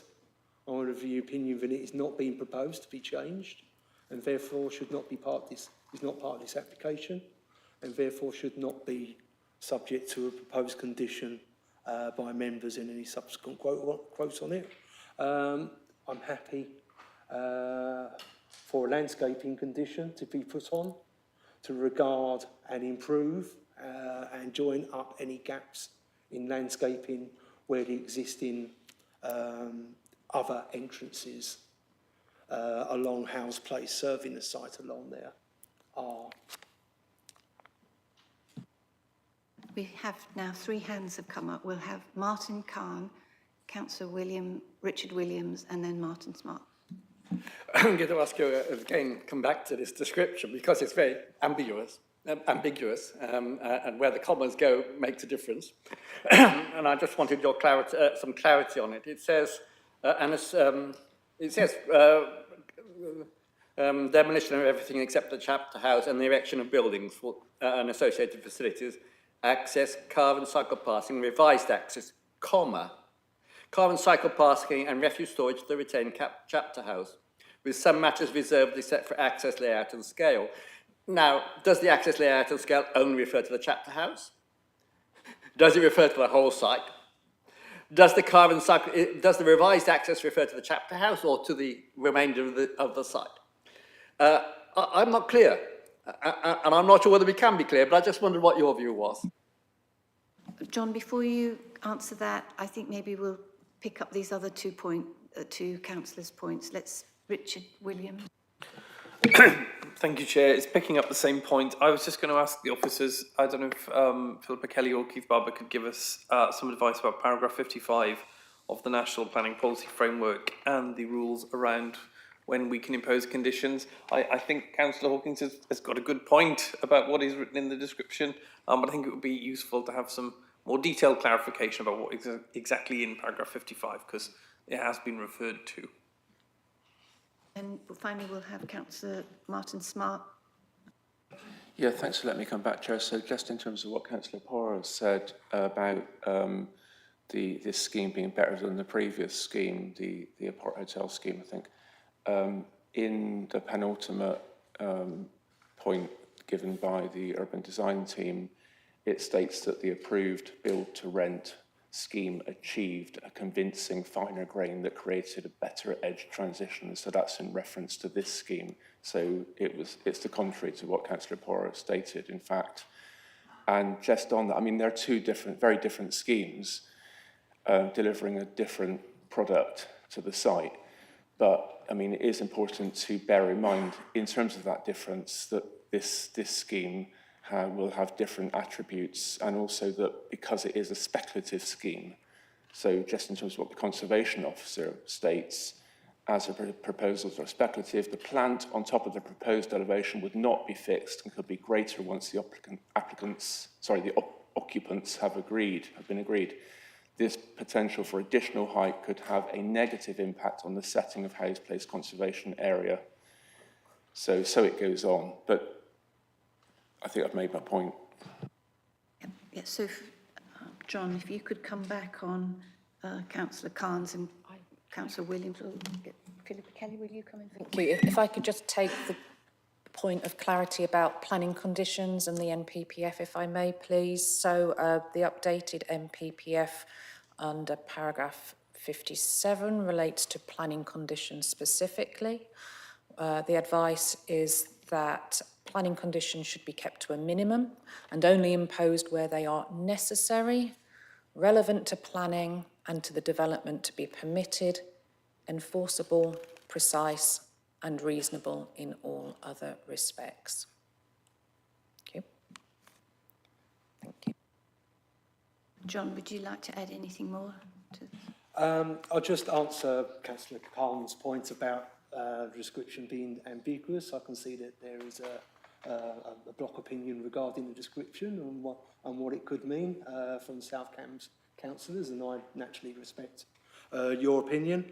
I would say it's just because it's ambiguous is not a green light for you to rush ahead and impose a lot of conditions as you seem fit. It is ambiguous and up in the air, and as Councillor Williams has said previously, we just want to do stuff legally correct, and so we must be mindful of that. In discussions in relating to this case with the applicants, they have always said, when I've asked them whether they would incorporate the intentions and wishes of the Howes Place residents to have that access blocked up and have the post boxes removed, Chair, they have always said that is not part of the application changes that we are putting forward, and that is not something that we are proposing, and it's not something we would agree to. And so just wanted to, put that out there and state that on behalf of the applicant, to make it clear as to how this case has been assessed. Okay, I think we've heard the case officer's opinion that a new condition specifically regarding the access would not be appropriate, but I'm still so we have Tumi Hawkins to come back, and then we'll have Katie Porra as well. Thank you, Chair. So what exactly does the last part of the proposal say? Revised access, car and cycle parking and refuse storage for the retained chapter house. I'm sorry, but this is clear. It's written, it's there in black and white. The lack of pre-app, frankly, is what's causing all this. Sorry, You didn't say it. I didn't say it, no. So, yes, Councillor Hawkins, I think So what are we gonna do? Your point is well made about the ambiguity. It's absolutely well made, but It might be well made, but what are we going to do about it? Because we have to make a decision that takes into account the proposal in front of us, the concerns that have been raised, the issues that we can deal with. And I think we can deal with it. I think we have a few options. I think one would be to be very clear about additional information that we require to make an informed decision. So that would be using the deferral process. Another would be to decide to have a condition proposed that we would vote on in line with what you've set out. And the third would be to not put in an additional condition, but accept that there is the landscaping design is to come through and make some clear points regarding an informative. But before we do that, I think Councillor Porra had her hand up. I'd like to take her points. Thank you. I mean, I do agree with Councillor Hawkins. I think it does, the scope of that is in this design, but the problem is they brought it forward as this, so we can only look at what's on the table. So for me, I'm not sure the problems there will be enough to refuse the application. However, we do have condition 38 travel plan, and I do wonder if we might at least make a reference to when this travel plan comes forward, it addresses the issues of how delivery vehicles, for example, and cars are managed, particularly at that end of Howes Place.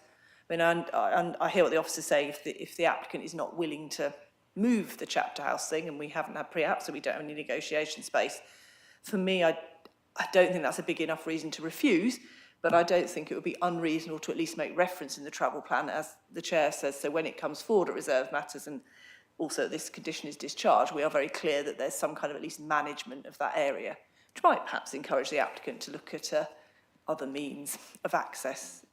Would the officers think that might be a reasonable thing to make reference to that? So, John, if you could answer Katie Porra's question and maybe talk about the deferral process if we decide we need more. Yeah. So, you go now. Through you, Chair, thank you very much. I will just answer Councillor Porra's questions. So the travel plan, the condition, it's for the commercial occupants of the blocks, and it's about them, commuting rather than any deliveries.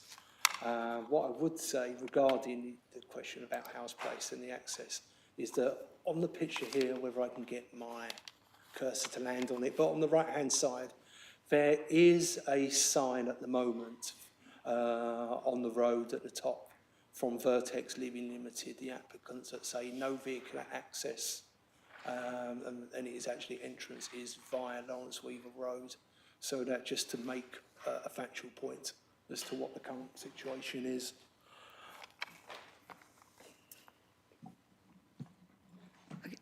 Councillor Porra. I do take your point, but I suppose, I would probably say chapter house is included in this because it is in the description, but also there are going to be deliveries coming for these 4 blocks. And I think it would be at least reasonable to say that the travel plan should show that they're not going to be routed down Howes Place, given that there are clear entrances from Lawrence Weaver Way. So I would at least ask officers if they might consider that, which at least won't add to, which I think is one of the concerns of Howes Place, that this will be kind of backdoor into the new blocks. So would that at least be something officers might consider as reasonable? John? Through you, Chair, there's no vehicular access for blocks A, B, C or D, the commercial elements, from Howes Place. It is only proposed to come from Lawrence Weaver Road. And so the only vehicular access for the sites is concerning the residents of Chapter House, who primarily do not have cars, hence the lower car parking standards. And yes, they, as with the residents in Howes Place, both sets of residents, require more on home deliveries and home shopping.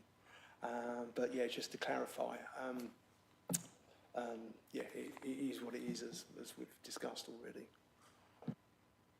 We're going to have Philippa Kelly's coming back, and then we'll have Martin Khan. Thank you, Chair. Mindful that the D word, deferral word, has been mentioned a number of times. I just thought it might be helpful if I just provided some insight, if I may. Thank you, Chair. Noting the design concerns raised, you'll appreciate there has been a comprehensive evaluation undertaken by officers, and it is a balanced decision. You will see in the paragraph 13.26, which is a conclusion on design layout and scale, where the officer has advised that agreement of a series of parameter plans on key structuring and placemaking components would have been helpful in the delivery of a well-integrated scheme at the detailed design stage. So it could be suggested that deferring to enable the opportunity to agree a series of parameter plans on key structuring and placemaking components like access, scale and layout could be a useful exercise to offer the reassurances in design terms that you're seeking today, providing urban design principles which would then set a framework for the reserved matters stage. And also noting Councillor Hawkins' point about the ambiguity of the proposal description, which I hadn't appreciated, and I do agree, it is ambiguous. The deferral opportunity could potentially also provide an opportunity to consider the residents' condition in respect of the Howes Place access arrangements, to potentially explore that with the applicant, and I would advise that that is potentially a better route than Councillor Porra's suggestion that we try and tackle that through the travel plan condition. Thank you. I think we'll take Councillor Toomey Hawken first before you, Councillor Khan, because she's raised this point first. Thank you very much, Philippa, and thank you, Chair, for letting me come back. On the basis of that explanation, could I move the motion that we defer this application, please? I will just quickly take Martin Khan's point in case it's directly relevant to this, and then we will seek a... Maybe, I don't know. Really, I just wanted to check with the permitted development, because you talked about the fact there's no access shown off Howes Place for the four buildings, whether under permitted development that could be done afterwards, or whether it would need a separate application. Since it's to a private road, I don't know what would be permissible, and if so, obviously any condition ought to require planning permission and access. But so I just want some clarity. There wouldn't be any relevant PD rights, permit development rights for access. There wouldn't be any relevant PD access. Yeah. You'll give access. Thank you very much. Okay. So we have a proposal for a deferment based on the points. You've got another proposal.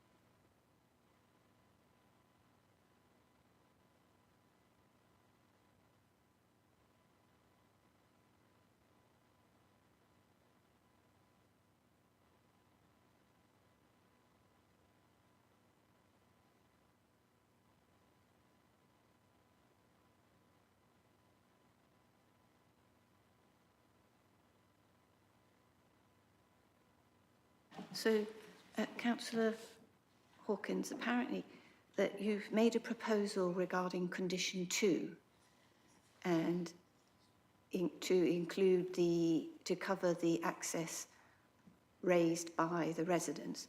So first of all, I need to just be clear, we need to deal with that request first, and then we can come back to the proposal for a deferment. So do you still want to do that, or can we put that aside now? We'll put that We aside. can put that aside. Thank you. I'll withdraw that first one. But then, So we're going then to. the motion we're to now, defer. We have a motion, a proposal for a deferment, and Ray, and it will be read out again. Before we do that, Councillor Smart, is this in relation to this deferment proposal? What's your point? Well, basically, Chair, I want to speak against the idea of a deferment. I think, you know, if we defer, it's often a comfortable option for us as a committee to do. And all that really happens is the same item comes back with more information, which is obviously what a deferment generally is. I mean, the applicant could come back with a different scheme, even a substantially different scheme, but that probably won't happen. So the same scheme's coming back. I said at the start, unless I heard a lot of stuff to the contrary that I hadn't already read about, that I would be voting against. And I see this as a bad scheme. It's still a bad scheme, and I think it'll be a bad scheme when it comes back after deferment. Thank you. We're going to take, we're going to see if there is we're going to ask Philippa Kelly to read out the description for the deferral again, and if we have a seconder, then we will go to a vote on this matter. But first, Councillor Williams. I was just going to second the deferral motion. Okay, we have a seconder. We will have it read out again, and then we will go to a vote on this motion. Thank you, Chair. So as I understand it, there will be 2 points that we will be looking to defer the application on. The first is to enable time to explore the agreement of a series of parameter plans on key structuring and placemaking components, together with urban design principles, which would set out a framework for the reserved matters stage. And the second point is to explore the potential for the house place access arrangements as set out by the residents, with a view to securing this as an additional planning condition. Okay. No comments on that. So we will, can I see hands in support of the deferral?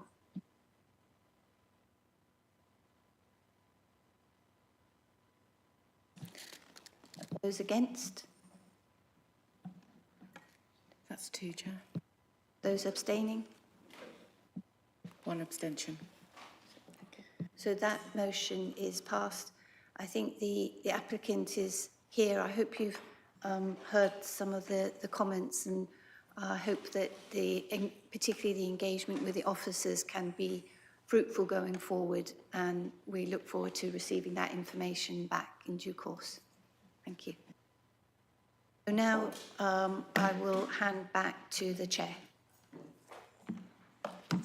I think maybe we'll have a break as well, or maybe lunch actually, if the chair agrees. So how long do we have for lunch?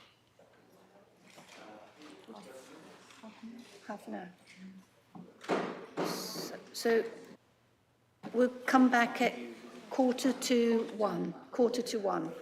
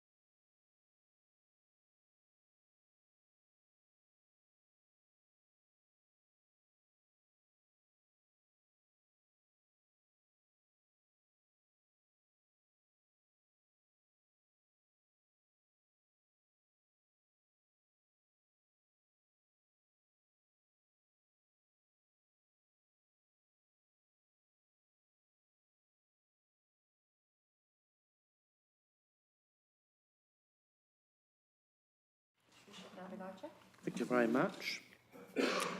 So, agenda item 5, pre-application developer briefing, land between Huntingdon Road, Madingley Road and the M11, Cambridge, Cambridgeshire. The description of development, Eddington Phase 2, outline application for a mixed-use development including residential, student, senior living, commercial and academic floor spaces, alongside supporting retail and community uses, associated infrastructure and engineering works, including accesses, roads and open space. Please can the developer introduce themselves and their colleagues are sitting with the presentation. You have 25 minutes to present your proposals, and once the presentation is finished, councillors can have up to 45 minutes to ask questions, extendable at the chair's discretion. So, can I ask Matthew Johnson to make the introductions? Thank you. Thank you, Chair. I'll allow my colleagues to introduce themselves. I'm Matt Johnson from the University of Cambridge. I'm the Head of Development for Eddington within the University Estates Division. Good afternoon. I'm Darryl Chen from Hawkins Brown Architects, and we're leading on the master plan. I think that's me. Afternoon all. Elliot Page, KMC Transport Planning, dealing with transport elements. Good afternoon. Claire Hobart from Grant Associates. I'm a landscape architect supporting the team. Please proceed. Thank you very much, Chair. And we've got other colleagues here as well to take questions from members. So thank you for seeing us today. This is our second visit to JDCC as part of our pre-application for the future phases of Eddington. I'll start with a reminder of what Eddington is and why the University of Cambridge is embarking on it. So the university identified many, many years ago the need to provide affordable housing in order to attract and retain the most talented individuals from around the world to come and do their research and teaching at the university and within our city. So that was the reason that we came up with the Eddington Master Plan, utilising land released from the Greenbelt in 2013 that was previously the university farm. And we've been developing out the site since 2013. You see an example of it there. And so far have built out or underway delivering 1,850 homes. We've housed over 2,000 university employees on the site. And we're coming to you today with a presentation on the future phases because there was a 10-year time limit on the original outline master plan relating to residential reserve matters. So we need to renew that application, which is what's caused this conversation and why we're back here today. I would say that that original need that the university identified around housing our key researchers is stronger now than ever. Housing affordability has actually got worse in the city in the time since we came up with this idea, and international competition at the highest levels of academia is as strong as ever. So the university is very invested in seeing Eddington grow to its full potential, and that's what we want to talk to you about today. We have had significant pre-application engagement with officers, JDCC, as I said, and the Quality Review Panel. And we're going to talk you through here some of our more detailed proposals that have been discussed with those people already. I shall pass on to my colleagues to take you through the detail. Oh, sorry, I'll just touch on this one. Apologies. The bulk of the proposal remains the same as it was in 2013 when we think about uses around employment floor space, student floor space. The major change that we're introducing is to increase the residential density on site. So that's the significant diversion from what we had consent for in 2013 and makes up the bulk of what we'll talk to you about today. Thanks, Darryl. Yeah, we're happy to be bringing this scheme forward to you for your consideration. We're taking the opportunity of working with a great client on a great site to hopefully bring forward a great scheme. You will know Phase 1 Eddington and its exemplar kind of characteristics. We're very keen to emphasise the health and well-being aspects of this scheme for the benefit of residents and people who will be here. And we believe that that's not an add-on. The things that we haven't done are just sort of like a baseline scheme, sort of chucked in some extra stuff in, but it's actually quite integral to the way that we've designed the scheme. And we have made some deliberate choices in the layout and in the configuration of some of the spaces that have said, no, we're not doing it like this. Yes, we are doing it like this. So hopefully that comes through in the scheme. I mean, a couple of those things when we talk about shared gardens and utilising open space for the kind of designing it proactively for the benefit of those people who will be kind of facing onto those gardens and utilising it for their own health, well-being and community making. And also, and as another example is the prioritization of active modes of travel, which is to put that above the sense that this is a drivable scheme. You know, it's better to walk and cycle through the scheme, and we've had to make some layout decisions in order to furnish that. We have undertaken research with the university to help kind of undergird the way that we realize that in design terms. So we're working with the behavior and building design group for the architecture department, and that's to also say that we're adding on to that baseline environmental sustainable credentials of phase one. So you'll also hear ways that we're working with natural systems and trying to reduce the embodied and operational carbon through the scheme. So that's kind of by means of an executive summary. This is where we've got to with the overall scheme, and you can see that the coloured parts are the subject of this application, and the whited out parts kind of between those two bits is the phase one. I'm sure you know well already. I'm going to pass to Claire to talk about landscape. Thank you. So, as described, the master plan seeks to establish a new landscape setting to the Eddington urban fringe, and create a new. Sorry. Speak up, sorry, yes. So seeking to establish a new landscape setting to the Eddington urban fringe with a soft interface between city and countryside. In terms of placemaking, we're seeking to seamlessly extend and enhance the qualities of the completed phase one, as well as reinforcing Eddington as a special place, a distinctive and sustainable, ecologically rich neighbourhood in Cambridge. The landscape strategy seeks to be multifunctional, biodiverse, with a diversity of experience and distinctive character, democratic access to green open space, and targeting opportunities to minimise carbon. As an open space strategy, the Green Network sets up a quantum of open space, sports, play, amenity, which fully meet the targets and support the development parameters. Next slide. As part of this, the Western Edge is a significant piece of open space which sits between the M11 and the development edge. It provides an opportunity to work with landform, so thinking about how we reuse materials from site as best as we can and maximise those opportunities. It works with water, supporting the site-wide drainage strategy, and it supports new habitat creation with new pieces of grassland, meadow, wetlands, and tree planting, woodland, and so on, to give a filtered and soft frontage to the development. It also provides opportunities for informal recreation, and as part of the site-wide strategy for play, offers, woven through the development, offers opportunities for different kinds of play experience, really all ages, actually, not just children, all ages to experience the opportunity to express themselves and enjoy the external environment. That, I think, leads us, sorry, the next slide, leads us into thinking how we can deliver that as a sort of seamless, coherent network of trails and routes. We've got up to 10 kilometres of trails which support sports and leisure, nature, exploration, and playable spaces.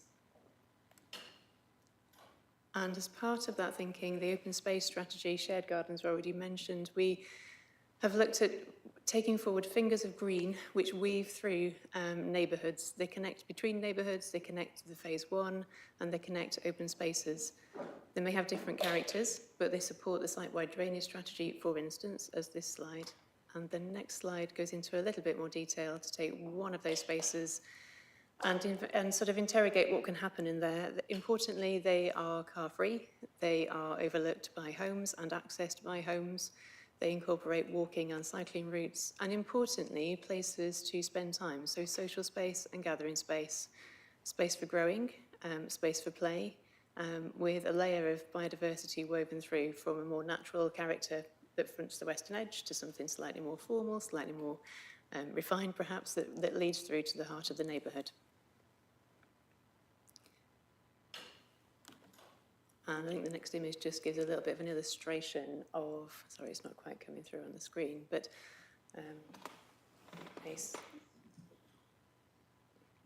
Give it a second. It's coming. An illustration of how that potentially could be realised in terms of relationship from open space to built form, people overlooking that space, and some of the potential uses and the character. And I think importantly, the scale, the sense of being spaces that can vary in width, frame views, and become places in their own right. And that leads us to neighbourhoods. We, as a series of neighbourhoods, this slide just shows one of them, but importantly, there are prescribed vehicle circulation routes which tie back to the main spine route on permeable active travel routes that weave through the development and connect to the wider network of routes beyond Eddington and also through the whole master plan. And the car-free element is really key, as we've introduced. The idea that there are car-free spaces. So here, for example, the green being shared gardens diagrammatically, and the yellow being a community lane that connects the two, that sit between and connect across each neighbourhood plot. And then within each neighbourhood plot, a management of movement of cars, which allows, if you like, a peeling off of movement and a gradual diminishment of load, if you like, on any given streetscape within the plot. We've tested that in cross-section. Also, it's been a team effort, looking at the widths of the streets, looking at how we can accommodate the stuff that needs to happen below ground sensibly, and also keep above ground place for people to move safely, for some on-street parking to be accommodated, but similarly street trees, frontages to homes, etc. And that leads us to Cartwright Avenue, or it doesn't at all, it takes us to the community lane, sorry, which is the walking and cycling route that we've identified to connect the phase 1 core through the new neighbourhoods and connecting across each of the shared garden spaces to the northern cluster within the master plan and other amenity uses. It's car-free, it incorporates playable space and SUDs, and importantly isn't sort of backs, it's fronts, it's people looking out onto these spaces. There may be private amenity or indeed access to shared and private doorways from that space, and it varies in width, importantly. This does lead us to Cartwright Avenue, which, as the main spine road and vehicle route through this piece of the master plan, connects into the existing road network at the Turing Way junction. It's a piece of public realm which does help unify and connect, yet it can have different characters along its length. And one of those points has been to test the width of the route and play that back against phase 1 and see where we think there are opportunities alongside the densification of the scheme and bringing that forward as almost a better use of land, whether we can narrow that corridor, for example, here at 30 metres in one place within the phase 1 scheme, and testing that in cross-section. I think the next slide then just shows how that could come down to something closer to 20 metres, but still retain green frontages to homes, generous verges with tree planting, dedicated footways and segregated cycleways as part of that corridor of movement. But then along its length, there's the opportunity also for that corridor to open out into a more generous piece of landscape. So a linear space here, it's between 40 to 50 metres wide, for example, which is a focus for mobility hubs, for example, and the coming together of cycle networks at this point. It's in effect a public gardens, so it can accommodate playable space as well as the good things around SUDs and landmark trees and so on in terms of scale. And I think, yes, there is one illustration there that just shows an imagining of how that could start to look. This is looking from north to south with the mobility hub you can see across the road on the other side. Important to note, there is a level change across this site, so there is a degree of landform rise within that view, which is sort of setting up the ridgeway route that runs along the background to the view. And I think that takes me to handing back. So I'm going to follow on with discussing scale, character, and massing. The common is a really good departure point for that, because it's at that point that we have our tallest elements within the scheme. They are a few. They are the asteristes you can see there between 6 and 8 stories. We think that the common at the center of the development is the place to do that. It's well connected. It's almost equidistant between the Workplace Innovation Street in the north to the local center in phase 1 to the south, and it's kind of equally accessible by residents who live in and around the area, and having that kind of open space there means that we can kind of market with taller buildings. That is exclusively where the taller elements of the scheme are. An important consideration we had in working with the massing of the site is to respect the adjacencies, the neighbours, principally those properties that face onto Huntington Road and back onto our property, for which we're providing a 20-metre buffer, and that will be written into the design code so that it's enforceable. There are some interface plots towards phase 1 where we're equally sensitive and provide some transitional massing. That leaves the consideration of the massing along Western Edge. This is the condition which exists at the moment in phase 1, which you can see is 4 to 5 stories with flat parapet roofs. We've worked with that as our guide to provide, again, 4 to 5 story buildings, but adding in also some lower houses that have pitched roofs, all to the aim of providing a more varied frontage which will be viewed from a distance, knowing that what we don't want to create is a kind of a flat, sort of undifferentiated skyline to present to the anyone approaching from the north. That's the massing that happens right on the Western Edge. What we've also tried to do is have a kind of a sense of layering of massing as we go by. So that there's the 4 to 5 story edge along the Western edge. There's a zone of 4 to 6 stories, which is the vast majority of the massing of the site. And then there's the taller massing, which happens around the common. It should be said that 95% of the building massing is at 4 to 6 stories.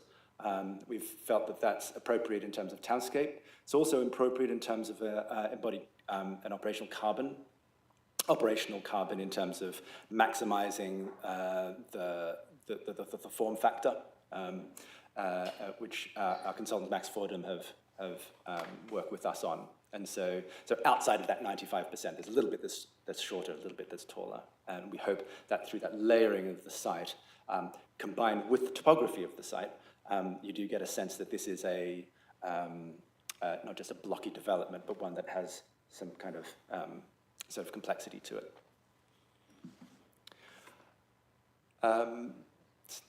So the green duplex blocks face the Western Edge to the left of the screen.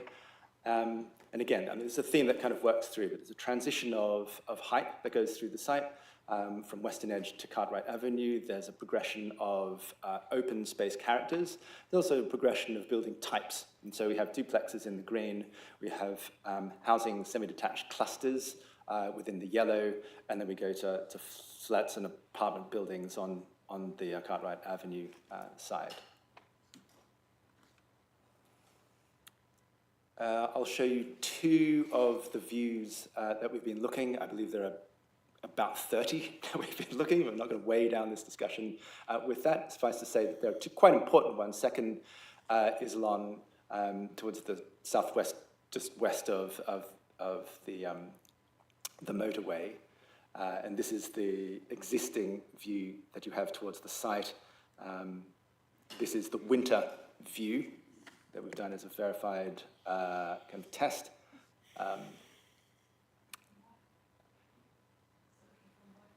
This is from Madingley Hill. And then view 3, which is north of that view, if you can kind of see, it's from this spot here, looking back towards the development this way. This is the existing view, and this is the proposed view again in winter, so you don't see the foliage, probably worst case, as it were, in terms of not being screened by trees, where we would zoom in on that and see not just a kind of a simple block of building, but a sense of recession as you go via the, a stepping back of the roof line, and then even the trees along Huntington Road kind of poking above that, where they're at the higher points on the site. And hopefully in the pack that you received, you've got that information as well to kind of have a look at with more detail. So this is a view along the western edge. You have the 4 to 5 story blocks. You can see both a mix of flat roof and also gable roofs, thresholds between the private space of those blocks going into the western edge, which would be of public benefit, and a range of activities that it could contain. The view is a little slow, but you'll see the next one is of the community lane. And yeah, there it is. And this is where we've, so it's car-free. This would be a slower, sort of more recreational route that runs parallel to Cartwright Avenue, has a lot of doorstep play, sitting out areas, green spaces, and SUDs integrated within that. This is part of that loop street within one of the neighbourhoods. We see houses on the left, apartments on the right, and a view through to the western edge right in the centre of that. This has cars on it, but we hope that that's not to the detriment of the character of the scheme, because that's also space for planting SUDs, footways, and kind of doorstep kind of landscape as well. I'm going to finally talk about the Innovation Street, which is workplace towards the north of the site. This would contain a mix of a flexible workspace accommodation, which could be laboratories, could be mid-tech. We've worked with offices quite extensively, and we've got ongoing discussions with them. The idea is for this not to just kind of be a bolt-on sort of bog standard science park, but something which does adjoin to the rest of the development. It addresses the street frontage, so it affords people who work there a more street character. And it forms a part of a hub towards the north of the site where you have sports pitch, mobility hub, potentially a cafe, and potentially also a nursery, just kind of to give a little bit more of a kind of a node of activity between the residential and that workspace element. The initial views that we've got through this are emphasizing kind of the street-like nature of what those frontages can contribute to. We hope that this is more congenial to work and in keeping with the overall development in terms of its public space character. So I'll hand over to Elliot to talk about transport. Brilliant, thank you. There is a term in transport planning termed decide and provide, and what that really means, it's kind of enlightened transport planning. You decide on the future you want, and you provide the infrastructure to achieve it. And I think the 2013 application that the University of Cambridge achieved at Eddington was exactly that in practice. And that has kind of manifest in a set of mode shares and trip generation statistics which are significantly better than what was forecast as part of the transport assessment. And what that really means, therefore, in terms of this application, is that we can commit to working within what we would term the trip budget of the previous consent. So all of the mitigation and all of the assessment that forecast the level of vehicular trip generation before, despite having another 2,600 units circa, we are operating within that trip budget, and we will not exceed it, and that will be monitored. And, you know, I go back to that decide and provide. That is decide and provide in practice. You invest in cycle infrastructure, good bus services, walking communities, and density, and you get that outcome. You're designing for the best outcomes rather than the worst case. And there's a lot of numbers on this slide, but that's really what it needs to be showing. Whenever I get involved in a sort of strategic land site, I always sort of preach the responsibility of the land to provide the connectivity. And this is a slide that illustrates that. You know, there is a large slug of land sitting between Huntingdon Road and Madingley Road, and the need for connectivity between Cambridge West and the Northern Fringe has been borne out in the previous application and again will be reflected in the future phases. It washes or helps to wash the face of the proposal itself, but equally it provides betterment to strategic movements within and around the city. All of those positive outcomes I mentioned on the previous slide in many ways have been achieved in advance of the GCP investments which are coming forward. So notably, and many of the members in this room will be familiar with the Madingley Road proposals. So we're clearly supportive of that, and we're working with the GCP to ensure that our proposals dovetail sympathetically with the proposals they're bringing forward. The hotspots, the heat mapping that's sitting behind this image here, is really our sort of initial origin and destinations of where people will be travelling to from the site. And as you might expect with a development such as Eddington, a lot of that is concentrated to the west of the city centre. But the outlier there being the Cambridge Biomedical Campus, which again is a kind of origin-destination pair you would expect, but in transport terms is probably the biggest challenge for this application to try and address, albeit the U service is arguably the most successful bus service in the city at the moment, and it goes a long way to achieving that. So connectivity, you know, at a strategic scale I've touched upon, but also it's about communities. And it's not just the new community coming into Eddington, North West Cambridge, it's about what Eddington could do for the surrounding communities. The image on the left illustrates how the local centre and the communities in Girton and West Cambridge and Madingley Road kind of bleed into that and therefore take advantage of the services and facilities. But there's a kind of black hole sitting at its heart. There's a lack of sort of connectivity, and there's certainly a lack of sort of services because at the moment it's yet to be built out.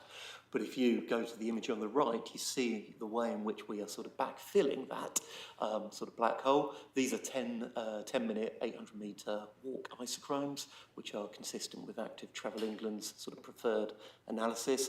And a lot of the kind of facilities and services we're putting into phase 2 try to respond to the needs elsewhere and build upon the local centre within phase 1. So to stitch it all together, you need good, considered infrastructure, scaled appropriately for demands, but equally scaled appropriately so that it doesn't become excessively infrastructure heavy. And the QRP, you know, gave us that advice as well, that, you know, lots to like about phase 1, but in places some of the infrastructure feels a little bit kind of baggy in terms of, you know, excessive in places. So we've tried to take the learnings from that. And the image on the left, you're seeing the contribution that the university is essentially making to stitch the corridors and the communities and the neighbourhoods together, the red being essentially the university-led investments. Within the site, building on phase 1, we are adopting kind of Dutch approach to segregated cycle infrastructure for the primary sort of movement routes. Within the neighbourhoods, low-speed traffic environments, there will be elements of sort of shared walking, cycling within them, but in a safe context. Car parking is always contentious, and I'm sure you as members will have heard numerous debates around where to pitch it. Clearly, you know, the university needs to know that there is a commercial reality around the level being put forward. From a transport perspective, I'm entirely positive around the shift from what was applied for and approved as phase 1 and was reflected in the AAP, which at aggregate level worked out at about one unit to about 1.1 parking spaces, whereas now we're proposing an aggregate level of 0.43 spaces per residential unit. So we've come a long way down from what the previous consent you know, was approved at. And that's based on evidence from phase 1 and surrounding areas. Cycle parking, you know, this scheme needs to be exemplar. I talked about the trip budget and, you know, great, we can work within that from a vehicular perspective, but that doesn't remove, therefore, the burden of the transport planning because people need to travel by other means. So you need more buses and you need more cycles. So we will absolutely meet minimum standards and go beyond, noting previous debate about cargo bikes and, you know, oversized bikes will be catered for beyond minimum standards. This is it's a Venn diagram that kind of shows our approach to the overall mitigation package, and each one of those kind of bullet points has work and thinking behind it. But fundamentally, the message I want to deliver is one around accessibility. It's not just around physical mobility, it's around a systems-led approach to making things accessible. And that in part is around physical proximity. So the master plan has to be mixed use, and it has to have things within easy walking, cycling distances. And the digital layer comes into that, and the university have been, you know, at the forefront of that, working with Smart Cambridge in terms of their sort of, you know, bus prediction, kind of software, and indeed the mobility hub that sits within phase 1. So it all layers on top of one another, but accessibility sits at the core. Through traffic, conscious of time, we're getting just towards the end. So at the moment, Eddington does cater for an element of through traffic. It's circa 50% of the traffic. As I've mentioned, Eddington residents largely do not drive because it's designed correctly and it's in the right place for growth. But Eddington as a network does provide some vehicular or road resilience to the city.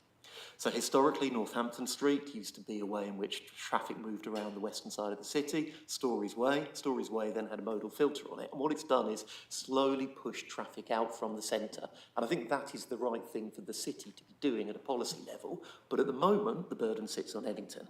So what we're doing is designing for the amount of through traffic that uses it at the moment, because you can cater for that and it doesn't blight the environment particularly. Residents do have issue, so it is a sensitive subject. But we're making sure that the design of Cartwright Avenue is done so in such a way it doesn't incentivise it. And if you talk to the County Council, they will tell you that most of the corridors that abut the site are effectively full. So we're not anticipating that the level of through traffic will go up significantly. We are actively engaged with National Highways with regards to Junction 13 and north-facing slips. It still exists as a pipeline scheme. And the flexibility we have within the master plan is that if that does come to fruition, you know, in essence, we could design out with a modal filter, a bus gate, the through traffic, and there wouldn't then be an implication on the city centre because the slips have come on. But we don't want to be, as you can imagine, beholden to National Highways doing that as a scheme, but we are putting the pressure on them to make that an evidence-led reality. I think that is it from me. Yeah, just very briefly, I touched on the public consultation we've done. So we've done 3 rounds of public consultation already. We've just finished the 3rd one. I've not got the final numbers, but it's in the high hundreds of people that we've been able to engage with. All of the different residents' associations, which we've engaged with directly as well. That's an important one we referenced earlier, our close neighbours to the site and making sure that we can deliver all the great benefits of Eddington, but minimise the disruption and impact on our local neighbours. Slide on this one. Some of the key themes that have come out from those conversations. So height and density, of course, we've talked about. People are generally accepting of the need for more housing, and they appreciate the way that we're proposing to do it here in terms of height, density, where we were going to develop anyway, but retaining the open green space and making sure that there's lots of publicly accessible infrastructure, as opposed to spreading the density across the whole of the site and having less green infrastructure. That makes sense. Apologies. I think that's, oh yeah, right. That's okay. Yeah, and that, so this is, sorry, that was, I should go back one, just cover some of the other themes very briefly. Other themes around existing amenities and infrastructure, and we've got a very positive story to tell there around the stuff that's already on the site, the primary school, the health centre, which we can talk more about in questions, and the activity spaces that we already have on site as well. And yes, this is just, we've got our next round of consultation coming up, so we're not pausing here. We've got a Grow Club coming up, which is engaging the community in discussions as well, and then we're proposing post-submission to put forward a further public exhibition to help explain what our proposals are to the community. Apologies, we've run slightly late. That's it. Time's up. Yeah, 42 seconds penalty. So that was pretty good. Well done. I'm hoping that the committee will be as disciplined. Hollow laughter ensued. So at this point, members are encouraged to ask questions, seek clarifications on the developer's presentation, and are reminded not to express any opinions on the presentation proposals to suggest or imply a closed mind. I'm doing a Keith Barber here. Okay, so Anna Braddon, please. Thank you, Chair, and thank you for the presentation, which was very comprehensive. I have a number of questions which I'll just rattle through, giving you time to write them down, and then the Chair can decide how you wish to take them. So on the landscaping issue with the shared gardens running sort of north, east, southwest through the site, have you got a plan for how they will be looked after if the residents neglect them? The second question is traffic management. What is the intention for traffic management? You've touched on that. and I wanted to understand whether there's an intention to exclude traffic, because you've said it's a mainly residential site with cycle and pedestrian access as priority. On massing, I may have misunderstood, but it looks awfully to me as if the taller massing is actually at the highest point of the site, which seems a little unfortunate. I just wondered, have I misunderstood that? And can you explain if that is what I'm seeing? The next one was, you mentioned during your presentation when you were talking about the apartments on Cartwright Avenue, I think I heard you say, you sir, this area is going into public ownership, and I just wanted to understand what that meant. And then the community gardens running, as I said, southwest, northeast, have you checked what the shade implications are for the adjoining houses and apartments? In other words, it would be unfortunate if some were completely shaded by others. Thank you very much. Thank you, Chair. We'll take all those in one go if you can, because that was a long list. Okay, thank you. I've got Chumi, Martin, okay, Katie, Peter. Okay, thank you. Thank you. I think they're going to answer the questions first. Well, you're going to answer first. Yeah, okay. Then What you're if- next. Okay. Thank you, Chair. I'll address each of these and then pass them around, I think, as necessary. So the first question was on the shared gardens and maintenance. So Eddington has a service charge that is managed by the university that freehold residents pay into, and the university obviously is the biggest contributor to, because we retain over half of the properties on site. So that will continue to be privately owned and managed through the Eddington Estate Management Company. They won't be demised to individual residents, for example. Having said that, on things like food growing, so the Grow Club event that I mentioned that we've got coming up, that's the seed to try and build a community there that's going to take on ownership and management of things like community food growing. So there'll be various community elements integrated into that management as well. On traffic management, I'll briefly synthesise what Elliot said as well. The Cartwright Avenue element, so that's our main through road going to our new junction at Huntingdon Road West. We are designing that now on the basis of a fait accompli that we have to deal with through traffic, that Eddington has to provide that service to the city. We're hopeful that in future that won't be the case. So when we're designing that road, we're making sure that it's going to be a 20-mile-an-hour limit. It's going to have traffic calming measures that are very thoughtfully designed and incorporate things like landscape. There's some very clever ideas about how long an individual stretch of road is and sight lines and things. So there's a lot of thought going into it, even at this outline stage. So we will carefully manage that through traffic, through the community and out. And then the other critical thing is where we've shown the shared gardens and the community lane, we're doubling down on the kind of active transport routes that people have. You have 3, 4, 5 different options of how you want to safely get through the site on a bike. And wherever those options then hit a road, there's going to be prioritisation for pedestrians and cyclists. So that's supporting the Eddington community who mostly do active travel. On massing, I don't think it is necessarily the highest part in the site, but it's not being deliberately put in the lowest part of the site. And again, there was a very lengthy design process that we engaged officers on, where we looked at different options of how you deal with the long views and how do you avoid this blocky scale of Eddington as it's perceived from the M11 now. And the option in the illustrative scheme that we've come up there that's supported by the proposed parameter plans really addresses that best by creating that articulation. It creates layers of height starting relatively low on the western edge, which is where you'd think you'd put the height to kind of block off the M11, but this system works better. Start off relatively low, go up higher, and then get to a handful of taller buildings in the middle that create that articulation and interest on the skyline, all the while preserving key views to things like the Huntingdon Road trees, for example, which you'll still perceive above some of the taller buildings in the centre there. Public ownership, I'm sorry, I missed that comment. I'm not sure what it was, but there are no firm proposals here for public ownership of anything on the site. So land will either be part of the Eddington management or something for the university to look after long term. And then daylighting and shading, again, I must emphasise this is an illustrative proposal, but absolutely the proposals, the thought processes of how individual units get quality daylight and sunlight versus having them in those shared garden spaces is being considered. I don't know if, Daryl, you want to comment any more on that? I mean, perhaps I don't believe I talked about public ownership. I might have talked about the public character and just Cartwright Avenue being a slightly more urban in feel and therefore accommodative of kind of the higher massing in the scheme. Possibly that was what you were referring to. Thank you. Jimmy Hawkins, please. Thank you, Chair. I think I'll start with the trip budget and parking stuff.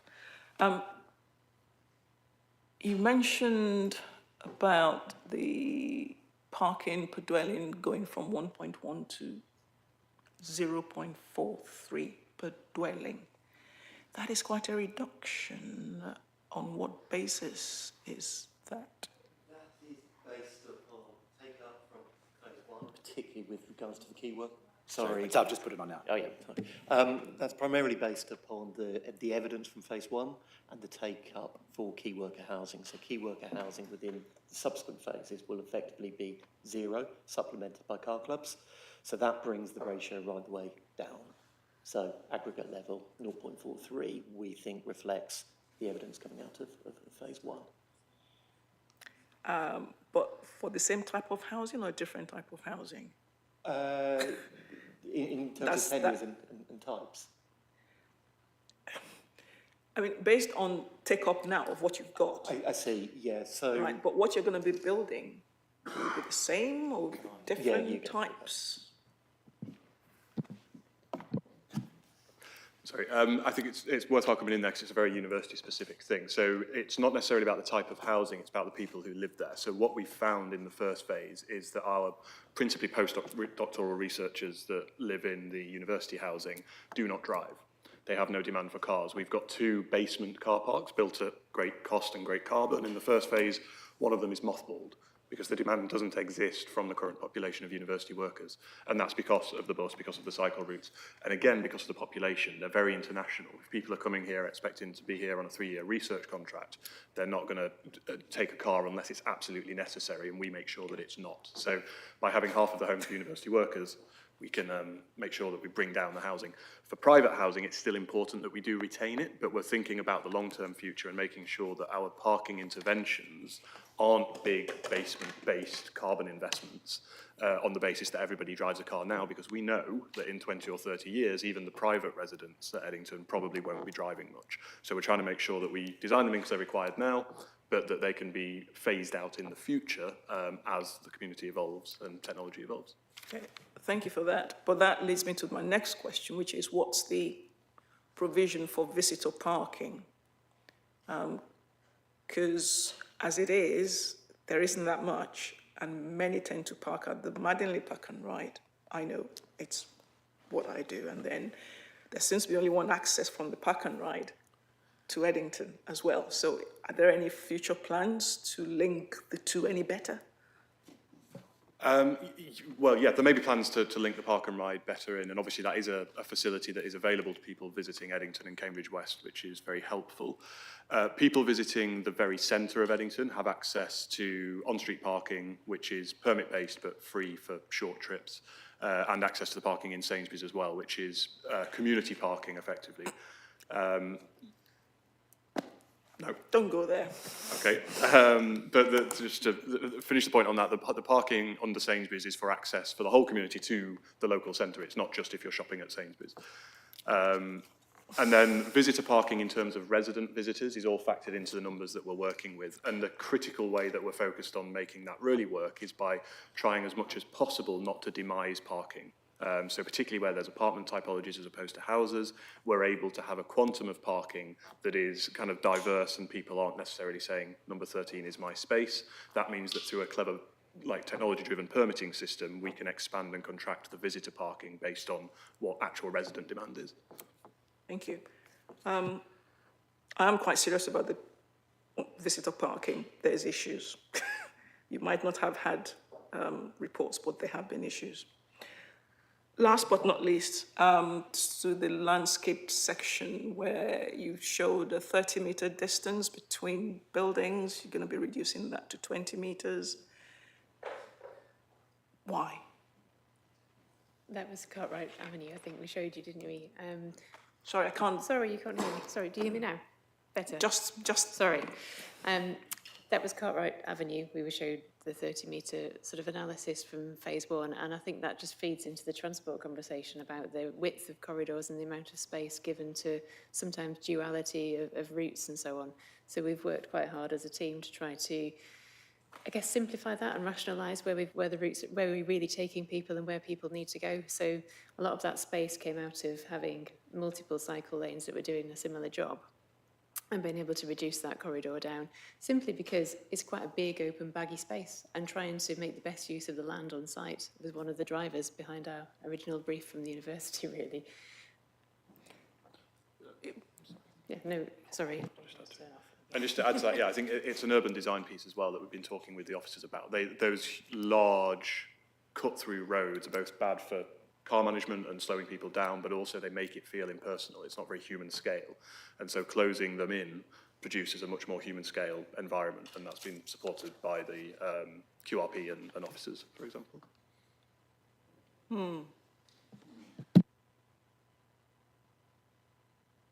You can't express an opinion. Councillor Khan. Oh, sorry, it's the wrong Martin. Councillor Smart, please, sorry. Thanks, Chair. I'll try and be a bit quick. So I think on your point earlier, I think this is about as good as it gets, I think, really. So thank you for coming. It's good to listen, and hopefully the comments will be helpful. So I think firstly, just in general, I'd say plain English is really useful, and you've spoken mostly in terms of plain English. That's good. So sometimes you went off script a bit with stuff to do with diversity and diminished and things, but it's been good to listen to. So, Matthew, it'd be useful to, I mean, we talk about affordable accommodation in residential. It'd be good to have some sort of breakdown in terms of quantities of what sort of accommodation you're going to provide. And also in terms of what you said about residents, would you consider something like cooperative housing type structures, perhaps that might fit your clientele?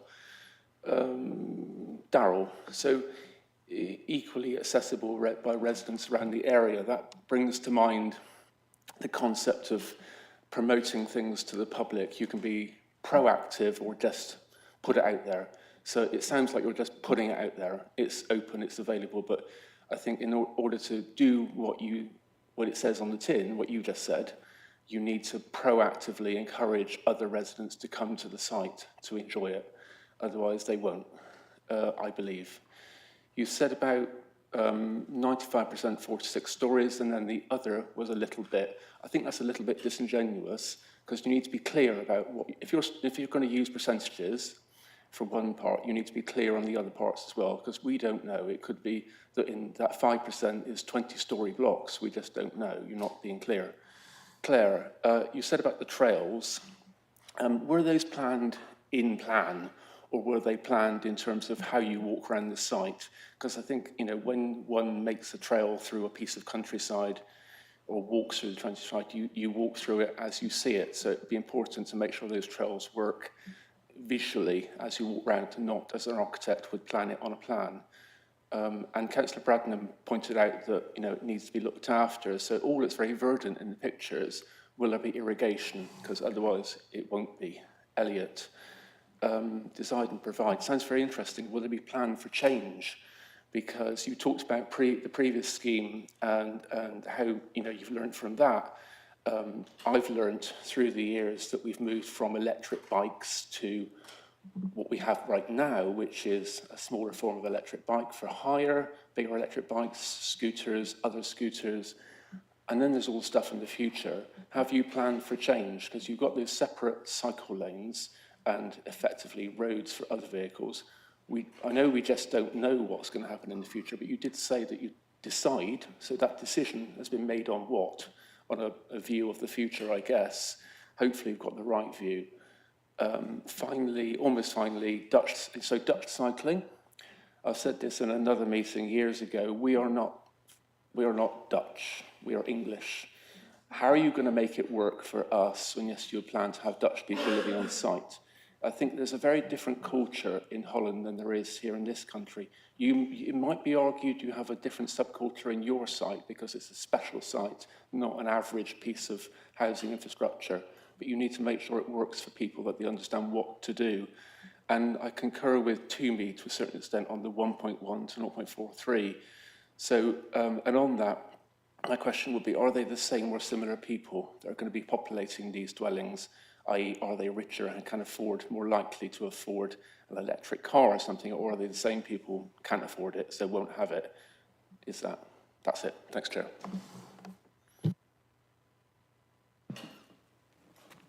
So if I may, I'll start on the accommodation question, and I'll probably touch on your final point on the parking as part of that as well. So you wanted to understand more about what the kind of housing we're going to be bringing forward. So it very much is a continuation of the university housing model that we had at the start. The big difference now is we've had 2,000 people live there and go through the site. So we understand that population a lot more than when we were forecasting previously. And that's borne out in lessons learned on things like the size of the school, for example, and the number of vehicle trips. We now know how that population lives. The target population for university housing largely remains the same, and that's principally postdoctoral researchers. And they are the kind of engine houses of university research where we face significant international competition to make sure that they keep coming to us and to Cambridge in the UK. So we understand what their needs are a lot better now. So that means that we're able in the future, when we get to RMA stage, to start defining what the unit types are going to be. Some principal lessons from that, for example, are small units. So our university workers are principally single or maybe couples. A very few number have small families. So rather than building houses for them, we know that apartments are more appropriate. And then even in that, it's looking at studio apartments, one-bed apartments, and flexible two-bedroom apartments where they might serve a small family, but they could equally serve sharers. So that's something we're interested in. You mentioned co-housing, which is really something we're very actively looking into. So co-housing typically refers to things like Marmalade Lane, which is very much a kind of owner-occupier type of space.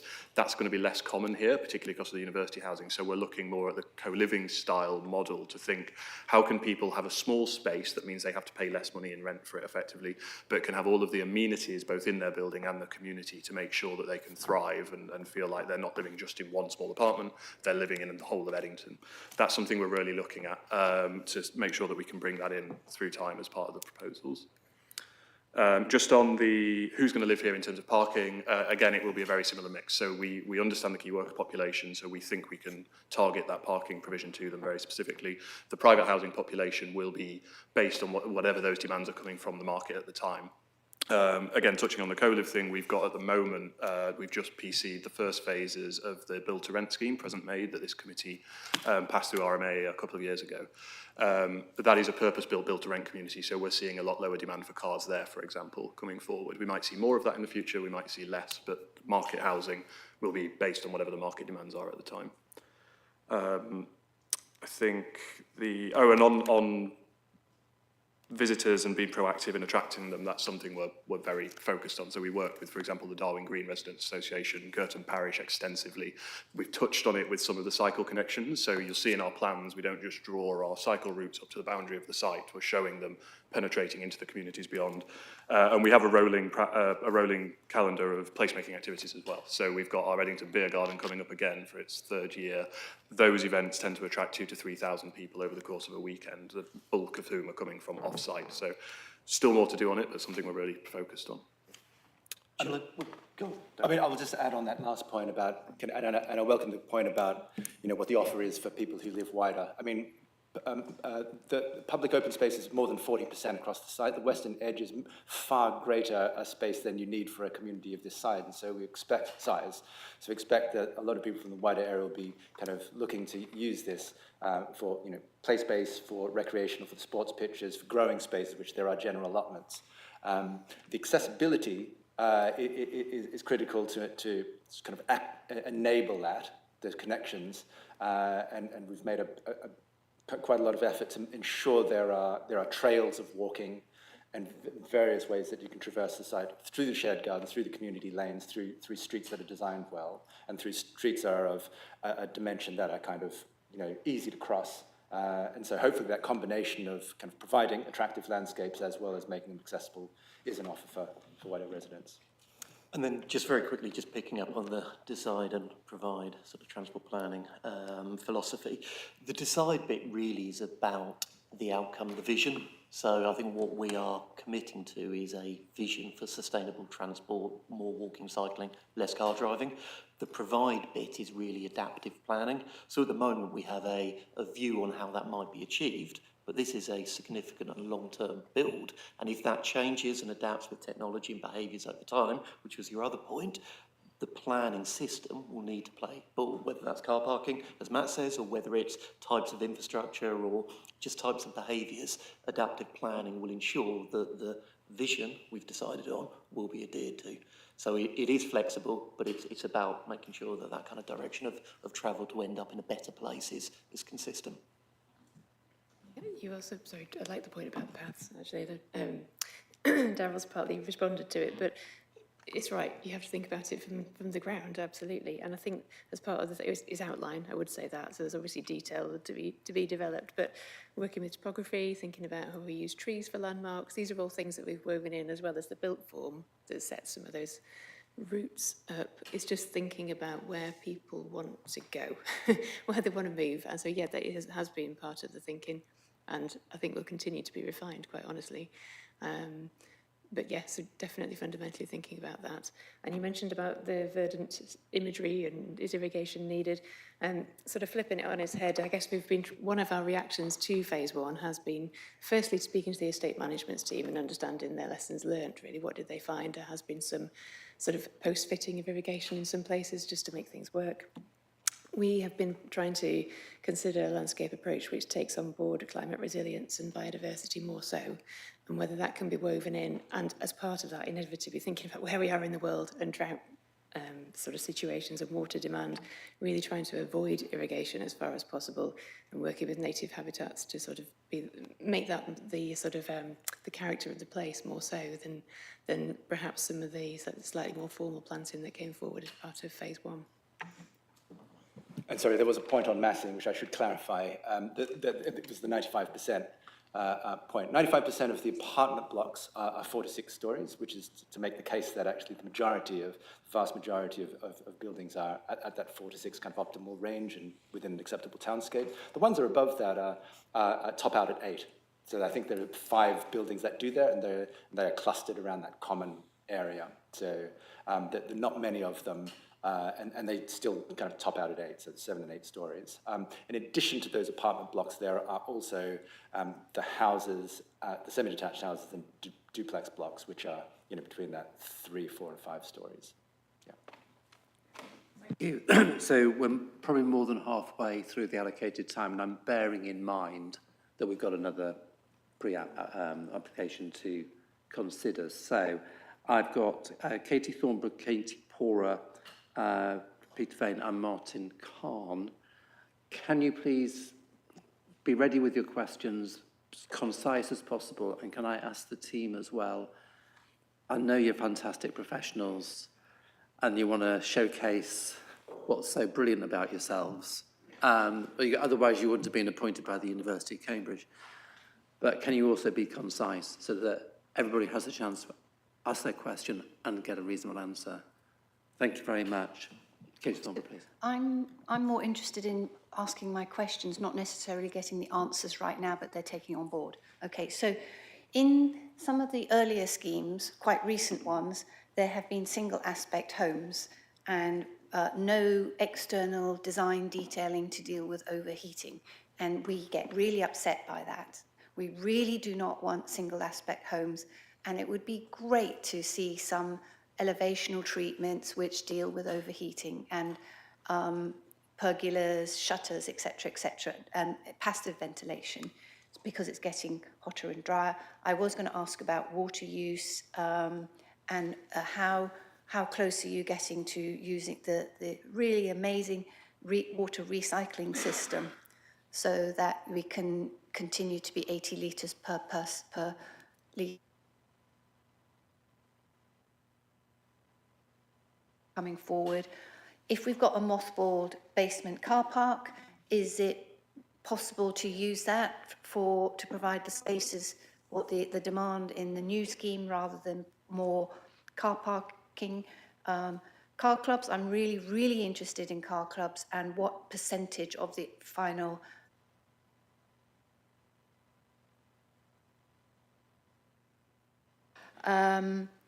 is this all within the current local plan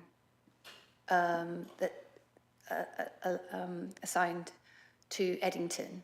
I know we're talking about the emerging local plan and some increased numbers and increased density in that.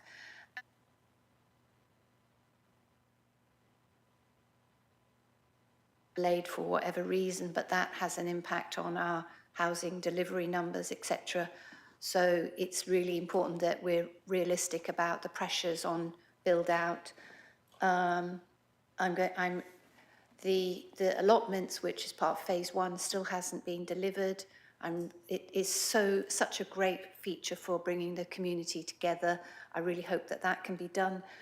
There was going to be a block of housing for older people opposite the junior school at one point, and then that became a hotel. And there's the suggestion when we approved that was that the housing for older people would come at the north of the site. I wonder what's happening with that. In my opinion, housing for older people should be distributed across the community rather than in a block. But how we talk about first homes, what about last homes? It'd be really nice to know how that's being dealt with, because it affects all of us and people are living hopefully more healthily for longer. And finally, I think the health and well-being as a priority is really interesting, and I would really like to hear more about that coming through, because so much of, there's some lessons specifically from the pandemic about spacing and pausing places and quiet spaces and safe spaces and dealing with noise, all of these really important health and well-being issues, that it would be fantastic if you could tell us more about them and how these really new ideas are incorporated in the design. And again, that would be a lesson for the whole of Cambridge and the greater Cambridge area. So those are sort of my comments. You don't really need to answer. Thank you. It may be helpful to have written responses to those questions so they can be shared with the committee, and they're very good ones. Okay, so Katie Pora, can we follow the same? Yeah, I'm very happy, so most of mine are comments. So I very much welcome the varied frontage. I think when you approach Eddington, it's blocky, and I've heard people comment on that, so I think that's excellent. I would really push the idea of a nursery. I appreciate not all your residents will have kids, but certainly for the local area, that would be a huge benefit, and we are short on that. And co-living, and as Councillor Thorpe says, spaces for older people as well is really welcome. And car club. Again, my feeling quite strongly is you need a critical mass of those spaces for people to actually trust that a car will be available. And I don't know if you've got any learnings from your previous iteration, but that would be really important, I think. And I echo Councillor Thorpe, if you've got a mothballed multi-storey, we are seeing developments coming forward with proposals that the car parking is almost off-site. People have to walk to get their car, because I saw some of your designs, the cars were in the roadway. Can I also check, will you be planning to have segregated cycleways? I mean, my ward is this ward. We have a lot of open spaces that are not segregated, and my inbox is just full of it.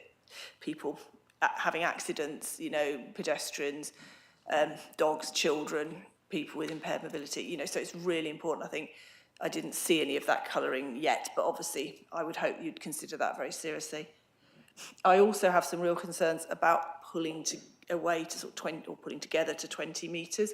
We saw some designs in London when we did some tours where there were some very quite tall, blocky blocks, and they were very close together, and it even with landscaping, it was overshadowed, there wasn't enough light.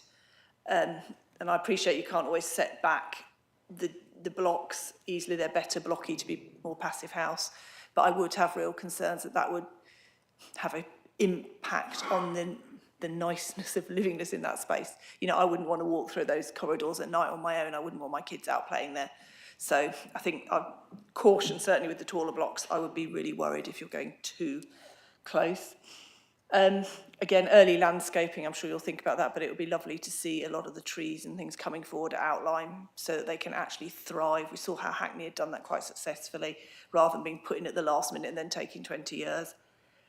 I encourage, you mentioned some of your students getting involved, but apprenticeships of all levels, because again, I think that's a local community involvement that's been quite successfully used in some of our city centre sites.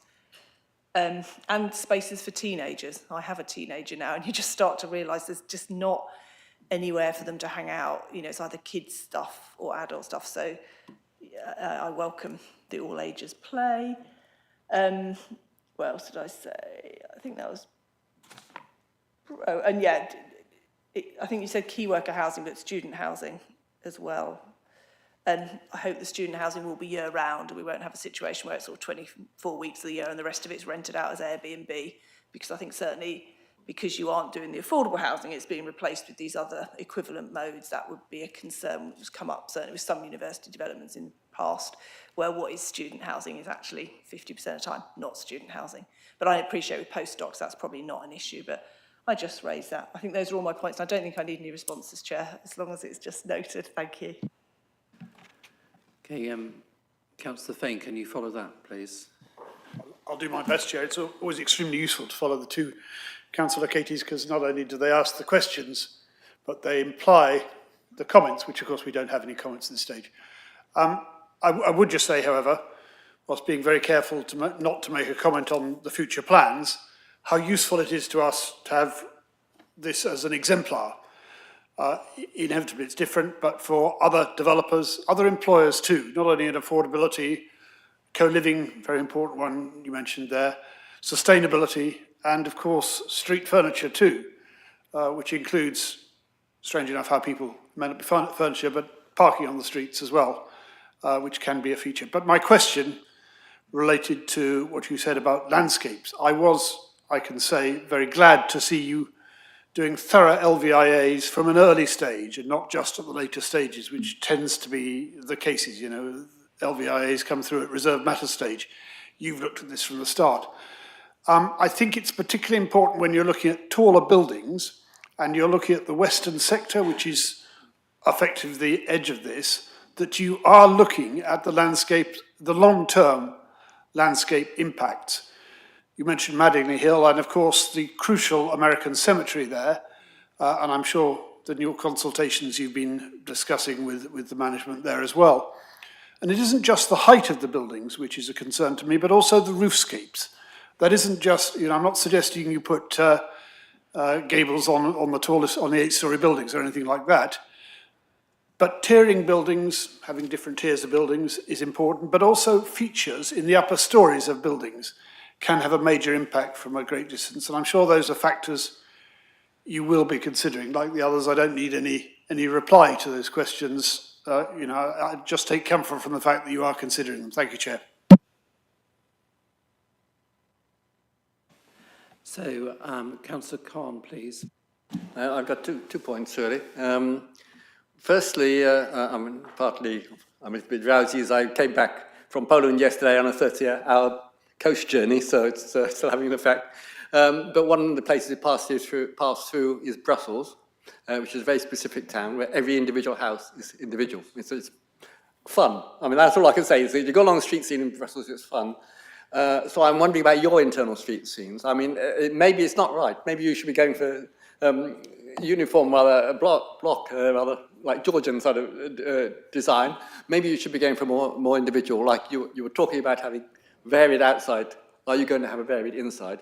How are you going to play that? I just think that will be important for the street scene, because the people are fairly enclosed there. They will spend quite a lot of time on the streets. Secondly, about getting out into the greenery. You've got this greenery along the motorway, and it's very nice, it's good for a buffer, it's obvious, but it will be affected by being next door to a motorway. And so, in terms of there's the one aspect of the greenery and the biodiversity, the second aspect is recreational. And it won't be, because of that, it won't be ideal.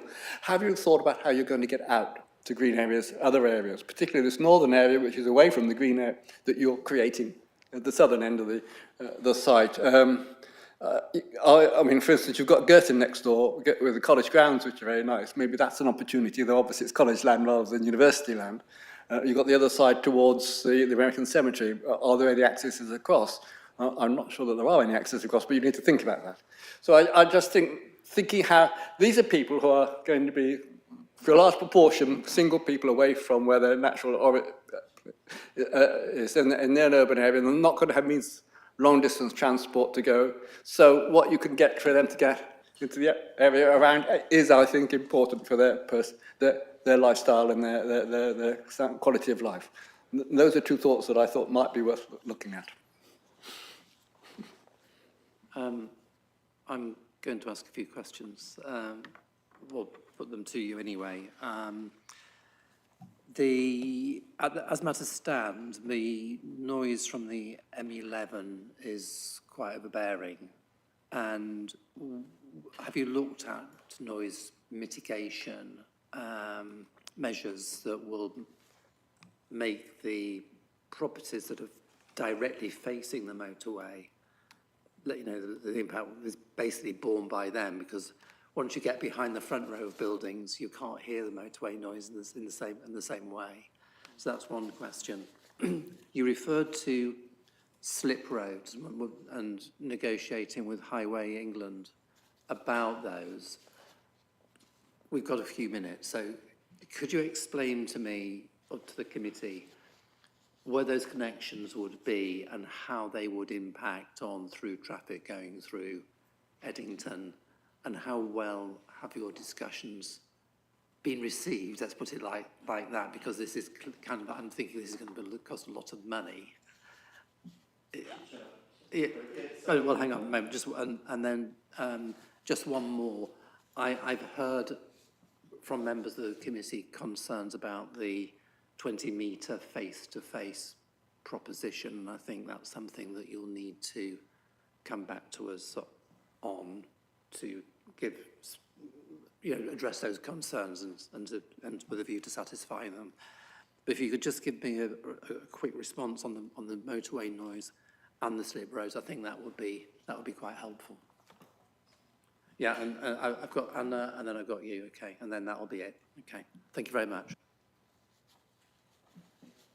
No, special side. So we're not in negotiations per se with National Highways. We are engaging with them through the pre-application process. North-facing slips at Junction 13 on the M11 are part of what they term the Road Investment Strategy Pipeline Schemes, i.e. it's something that they are considering. We do not need them to mitigate the impact of Eddington, but if they were to happen, that would mean that traffic cutting through Eddington between Madingley Road and Huntingdon Road would to a large extent be designed out. So we are flexible to whatever happens into the future. In many ways, to my mind, I think it would be a benefit, and it could and should happen, but we are not dependent on it, and we're not negotiating per se. We're just saying, for the benefit of this scheme, it would be a nice thing to happen. Thanks for clarifying that. Just on the noise on the M11. Yeah, very briefly on that. So yes, it is an issue that we have to design in. It's kind of like the through traffic. The big change from the previous master plan, where we were focused on putting kind of commercial buildings as a buffer, is we believe the technology is there now that you can easily protect a residential unit from noise through engineering. So we've seen it in some of the buildings in the first phase with triple glazing and that kind of thing, dual aspect. So we will be using the residential buildings to create those internal buffers. It doesn't address the point on the western edge, which will still be an issue, but we will try and mitigate that as best we can with planting and landscape. Thank you very much. So, Councillor Bradman.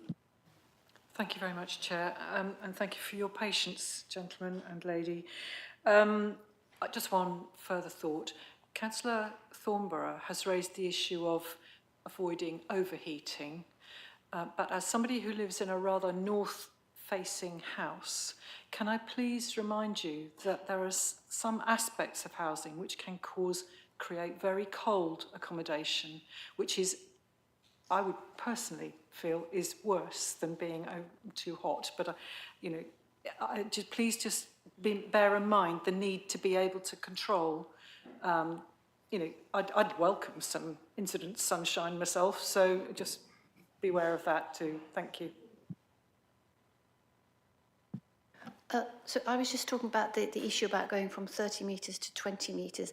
I think it needs to be considered like where are the major roads and hierarchy of roads, because in Cambridge City, like St Edward's Passage, it's only like 5 metres wide, and in hot summer days you go in and it's lovely and cool, and you get these in Italy you get these little spaces where on plan you think, well, the committee would never agree it, but actually in reality they've developed and they're very special. So it's not, and where you get wider roads, you know, they're like avenues or boulevards that are right, and they need to be the right scale and the right width for the planting and everything.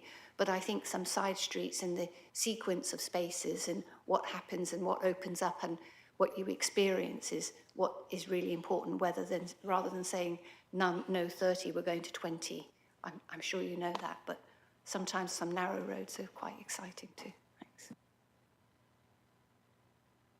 Thank you. I'm going to now just say thank you very much for a brilliant presentation and the pack, which is fantastic. I think Councillor Fain referred to this as exemplary placemaking that we've already seen in phase 1. And so learning lessons and continuities, we can see that's quite evident with what you're doing. I would think it would be helpful if you could come back for a third time when you're very close to submission, which I think is going to be later this year. Essentially, we don't like surprises. So if you want to commit to making that investment of your time to do that, you will take away all the surprises, and we would also like to explore the heads of terms for the section 106 at the same time. And as you know, and probably witnessed this morning, you've seen the way, how not to do it. This is the way to do it to secure smooth passage through the planning process. And I welcome all the time and investment that you've committed with the officers as well to bring us to this stage. Thank you, and all the consultation work that you're doing as well. So thank you so much for what you're doing. Thank you.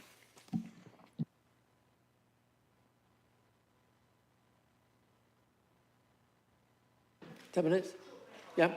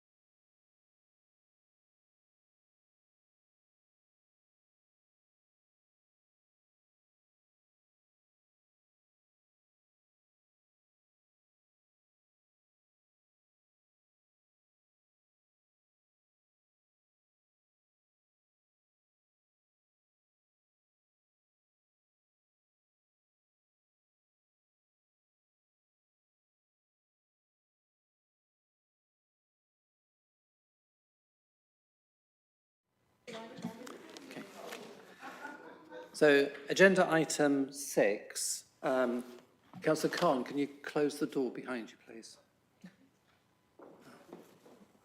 Can we have the doors? Yeah. Born in a barn. Thank you. Agenda item 6, pre-application developer briefing, Cambridge Business Park, pilot project. Description of development. Refurbish and extend Robinson House to include an event space, flexible workspace, a cafe, event spaces, and lab hotel. A glazed corridor will link the existing building to a proposed modular extension containing the lab space, rooftop amenity space, and potential urban farm. Car parking reduced to 7 spaces. Cycle parking and gas storage are proposed. Please can the developers introduce themselves and their colleagues assisting with the presentation. You have 20 minutes to present your proposals. Once the presentation is finished, councillors have up to 25 minutes to ask questions, extendable at the chair's discretion. Thank you. Introduce yourselves, please. Good afternoon, I'm Lizzie Sears, Development Manager at the Crown Estate, and with me today I've got Ashley Collins, our planning consultant from Montague Evans, and Caitlin from SEW, who is our design lead.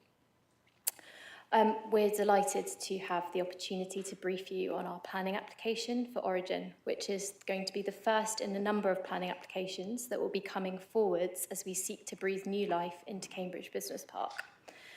In this briefing, we're going to cover a little about the Crown Estate and our vision for the business park, the existing planning context for Robinson House, and our design response to the consultation that we've undertaken, and also the pre-application process that we've been discussing with planning officers. So, just new slide.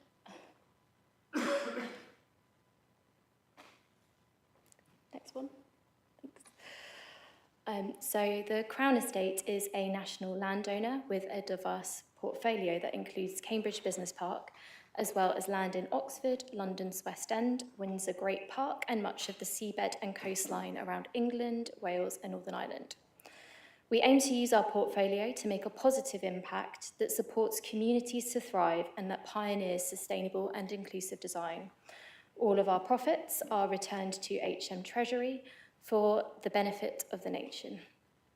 Cambridge Business Park is our only business park, and longer term we're aiming to transform it into an asset which will generate a positive impact on the local community in the surrounding areas, whilst contributing to the innovation economy and pioneering sustainable solutions to address global environmental challenges. Our ambition at Cambridge Business Park is to play a key role in convening a next generation innovation district in North East Cambridge, and we aim to achieve this through 3 guiding principles. Firstly, equipping people and communities with the tools to thrive through skills programs and education by championing sustainable and inclusive design and transforming purposeful ideas into successful businesses by bridging the commercialisation gap that exists in the UK in terms of innovation. It is of note for this briefing that this proposal is not included as part of our wider master plan application, but we will be presenting on that as part of a separate committee briefing over the coming months. However, what's really exciting is that the existing vacant Robinson House presents a really unique opportunity for us to set our intention for the future of the business park, to address local need and market demand early, and also to engage with stakeholders in the community from the real outset of the master plan process. Robinson House will become Origin, the Crown Estate's first innovation hub and lab space with a temporary use of 10 to 15 years. This will meet much needed demand for startup space in Cambridge. It's going to provide Cambridge Business Park's first on-site public F&B offer, which is very much needed in that area. Food and beverage, and also a space for people to bump into each other so that they can kind of share ideas in terms of business. It will also provide event space for local stakeholders and also provide the Crown Estate with a space for us to test and learn kind of in terms of community and stakeholder relationships and also ideas for the future of Cambridge Business Park. I'm now going to hand over to our planning consultant, Ashley, to provide an overview of the planning context of the project, and then Caitlin will talk through how we've responded to the consultation process in terms of design. Thanks, Lizzie. Rachel, if you just go back about 3 slides, sorry. One more. Sorry, I've been enthusiastic on the slides. So just wanted to summarise a bit of the wider context of where the building is and where it sits. As you can see there, the Robinson House is highlighted in red, and it sits on the northwest corner of Cambridge Business Park, which is sort of within that blue line area there. The site has direct frontage onto the A1309, which is Milton Road, where there's a prominent thoroughfare, but also a cycle route that runs along there. In accordance with your policies map, the site is located within the Cambridge Northern Fringe East and the railway station area of change, and specifically policies 15 and 40 are particularly helpful as they support high quality mixed use development for employment, new offices and research and development, which are all encouraged. It's also worth highlighting that the plot is within the emerging North East Cambridge Area Action Plan as well, which is currently under consultation. As Lizzie sort of summarised, the plot is in a great location, fronting at the front of the Cambridge Business Park. It's the opportunity to deliver high quality and showcase a scheme ahead of the future master plan, which will cover the whole of the Cambridge Business Park, but that's being pursued under a separate planning application and is currently in consultation with planning officers. The proposals sit, as currently planned, within phase 8 of that master plan, which is anticipated to come forward. Phase 8 is anticipated to come forward in 10 to 15 years. As such, the temporary development is proposed to optimise that vacant plot and showcase the future aspirations of the Crown Estate. Technically, the proposal has been designed to avoid any conflict with that master plan and its delivery, and therefore it's seen as a pretty integral part of delivering that early phase and to maintain active frontage while the remainder of the business park is brought forward. These are some of the, too far. Very sensitive. One back again. Sorry. This is the building as presently on the site, and it was previously occupied by Ernst & Young. They vacated in the summer last year, and it's remained vacant since. The site includes an area of surface car parking and accommodates about 55 car parking spaces, and the majority of those will be lost, and as you heard at the beginning, it will be about 7 spaces proposed. The other area of the site is a small portion of the neighbouring surface car park and hedgerow, which is associated with Newton House. And as mentioned, that plot, this Ernst & Young plot, it has direct frontage onto Milton Road. And through discussions with officers, we saw that as a real opportunity to open up the building onto Milton Road.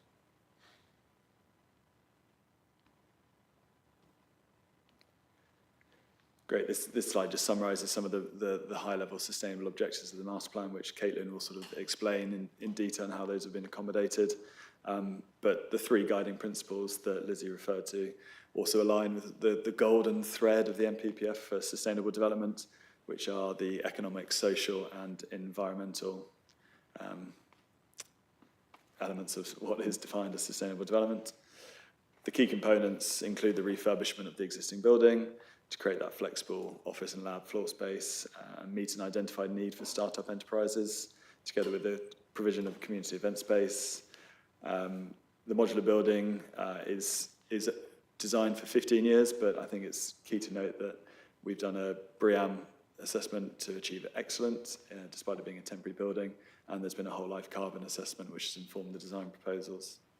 We'll also seek to enhance landscaping, reconfigure that car park so that we have a modal shift of encouraging alternative modes of transport, so cycling and pedestrian. And whilst the modular lab building is considered temporary in terms of built form, the concept and enterprise that it will harness are seen as a sort of a permanent element of the scheme, and it's hoped that this scheme will act as a stepping stone for those small to medium enterprises to locate within the permanent buildings in the future.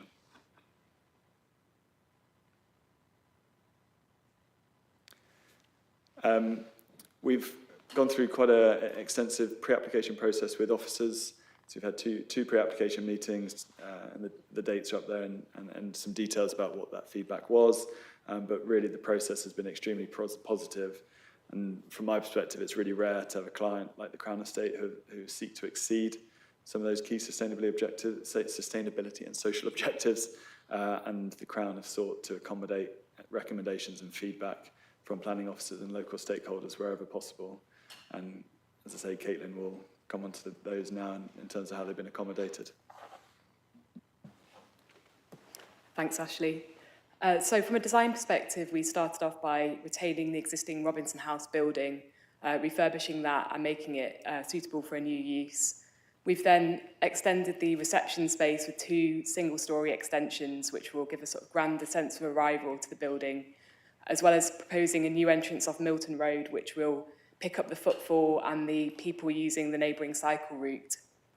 We then situate a demountable set of lab buildings, a single lab building, sorry, a set of lab containers within the existing surface level car park, and then a connecting atrium building, which is carefully located to avoid existing windows and provide additional landscape space, which we can discuss further on the following slides.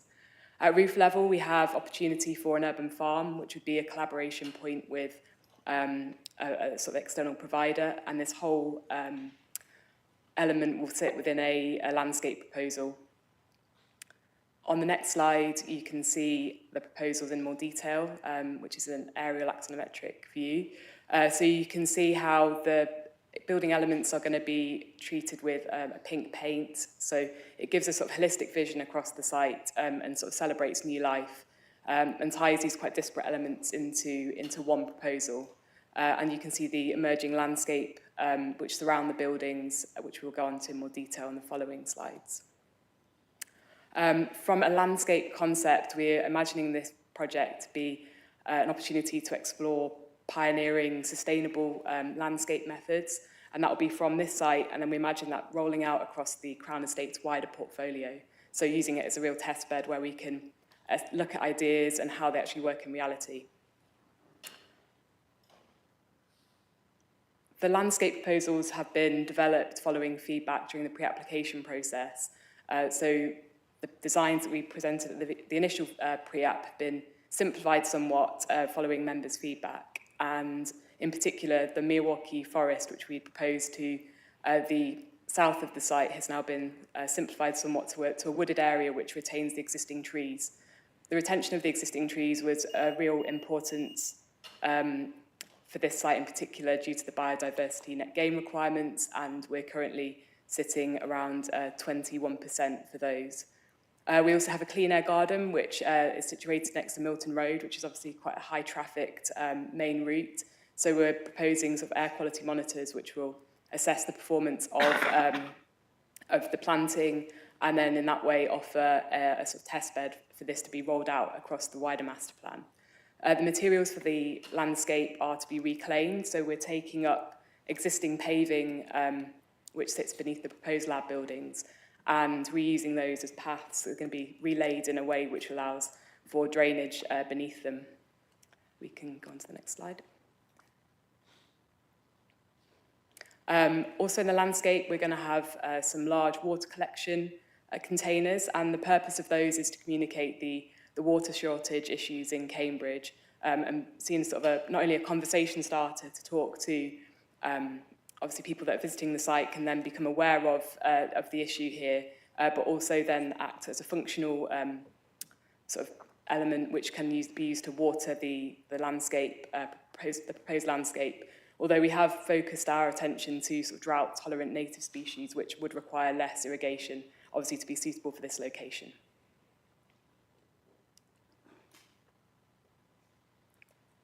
On the ground floor, the spaces are divided into sort of three zones. We have the engage spaces in the purple, which are for the community use, so that includes the cafe, which addresses both Milton Road and also the existing Cowley Road entrance. And we also have an event space, which is tucked away adjacent to the cafe, but can be opened up into one large space.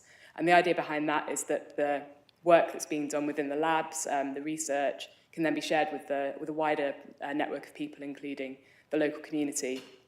The green spaces, the darker green is the office uses, and then the lighter green are the lab spaces. So those will work together in that the work will be sort of developed in the labs and then written up in the office spaces. And then the pink spaces are communal uses for the building users only. So those are seen as these bump spaces that Lizzie mentioned, where building users can interact and share ideas and become a sort of hotbed for sharing and developing new things. On the first floor, we have more office and lab space, as well as further collaboration spaces in the form of a hot desking area and a common room. The common room links to the proposed atrium, which is a connection between the labs and the offices, and allows a sort of fluid route between the two spaces. And then at roof level, we have opportunity for an urban farm, as well as a viewing deck, which will be an exciting opportunity for people to look out as the master plan of the wider Cambridge Business Park develops, as well as a meeting space that users can rent out.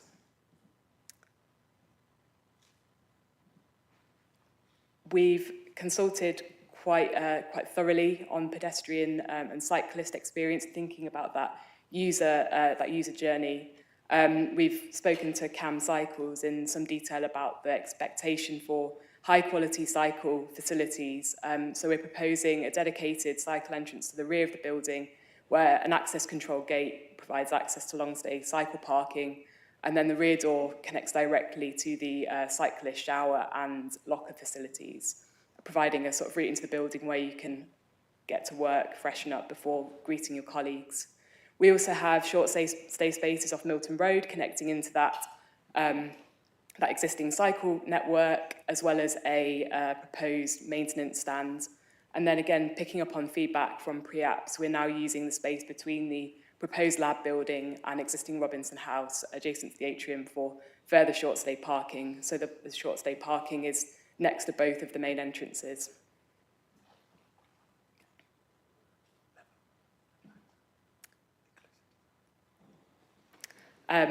So the vehicle access is proposed to the west of the building. So we've had vehicle tracking, which ensures that a vehicle can enter the site without interrupting the cyclist route. So there's a dedicated cycle path to the west. And the servicing will be for bins, which we've based on policy requirements, as well as a gas store, which we've had some advice from our operational people that are going to advise on how many sort of gas bottles will be required for such a development. We also have a small amount of car parking spaces, including an accessible bay, and as Ashley reminded us, that the landscape proposals all include level access. We've got appropriate gradients and level thresholds in the building, which provide access for all into the development. And then finally, we've also started to think about what will happen to Robinson House in the future, obviously as the master plan progresses, and thinking about how the materials may be reused in the future. We see this as an opportunity to test ideas. So again, thinking about how we can reuse those existing pavers. We'd also like to explore the reuse of any small demolition we might have to do within the existing building for origins, so where we're taking out existing windows and existing brickwork, perhaps crushing those up and using them as aggregate for the proposed extensions. And then finally, we finish with a proposed CGI of the origin, where you can see that landscape in the foreground with the reclaimed pavers as well as the pink paint, which unites the whole proposal, and the two sort of small single-storey extensions either side of the existing entrance point.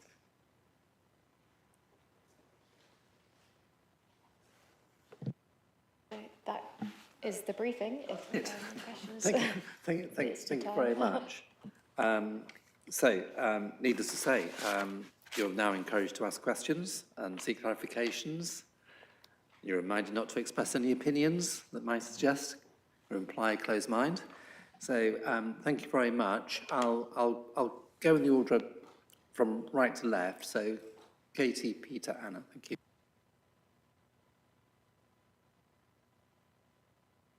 Don't forget Councillor Smart.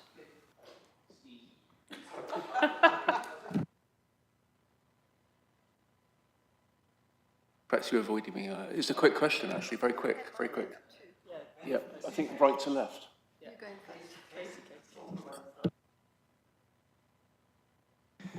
Apologies, it's been a long day. So thank you for the presentation. It's just really one main question is why is the building for 15 years? I appreciate the things about reusing buildings and all of that. If its buildings has some use in it, why not use it? But so the question is why the building is for 15 years and what's the plan in 15 years' time, which is an adjunct to that question, really. So, yeah. I can cover that one off. It is more of a master plan kind of answer to the question.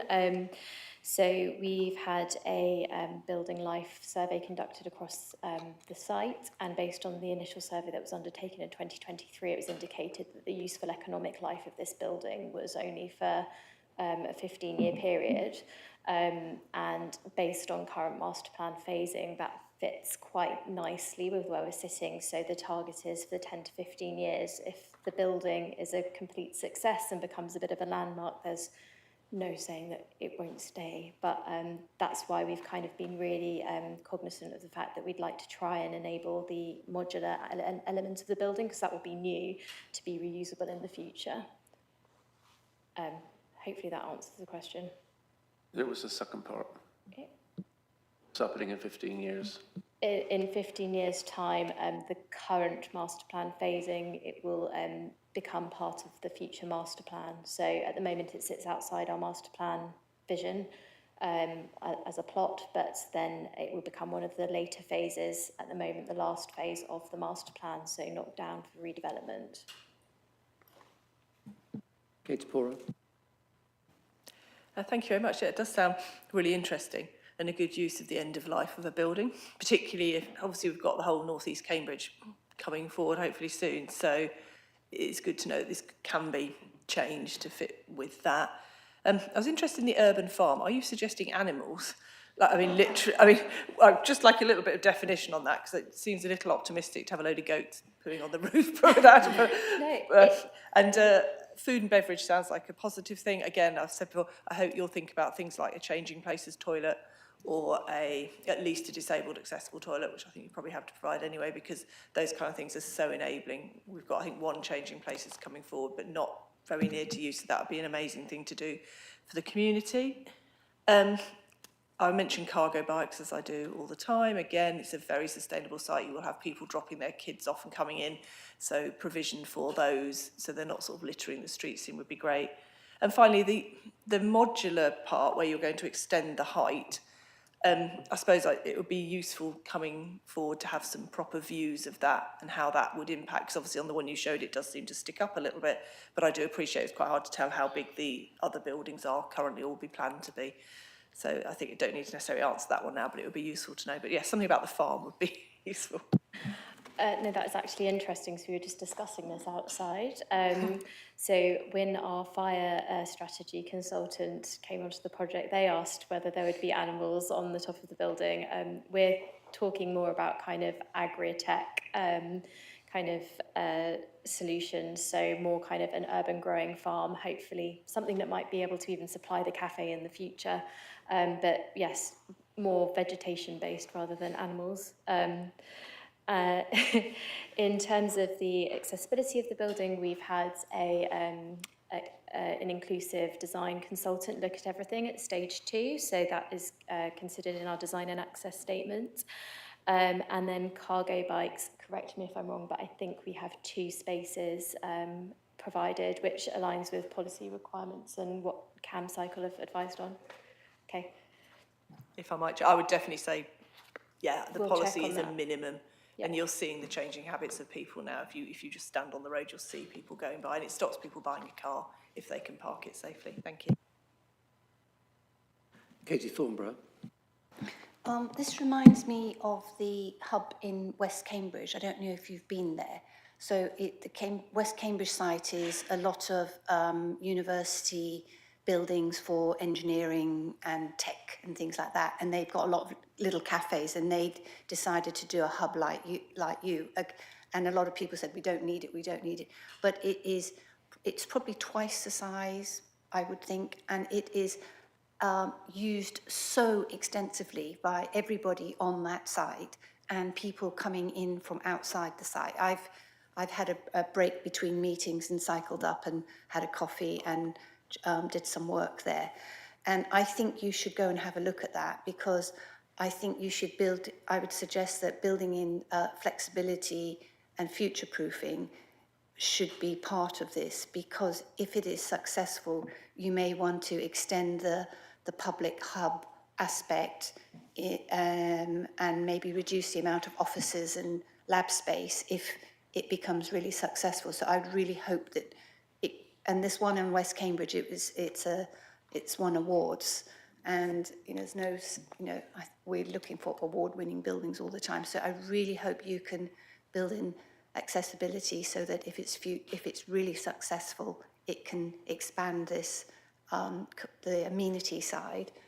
I'm really interested in seeing the master plan in due course.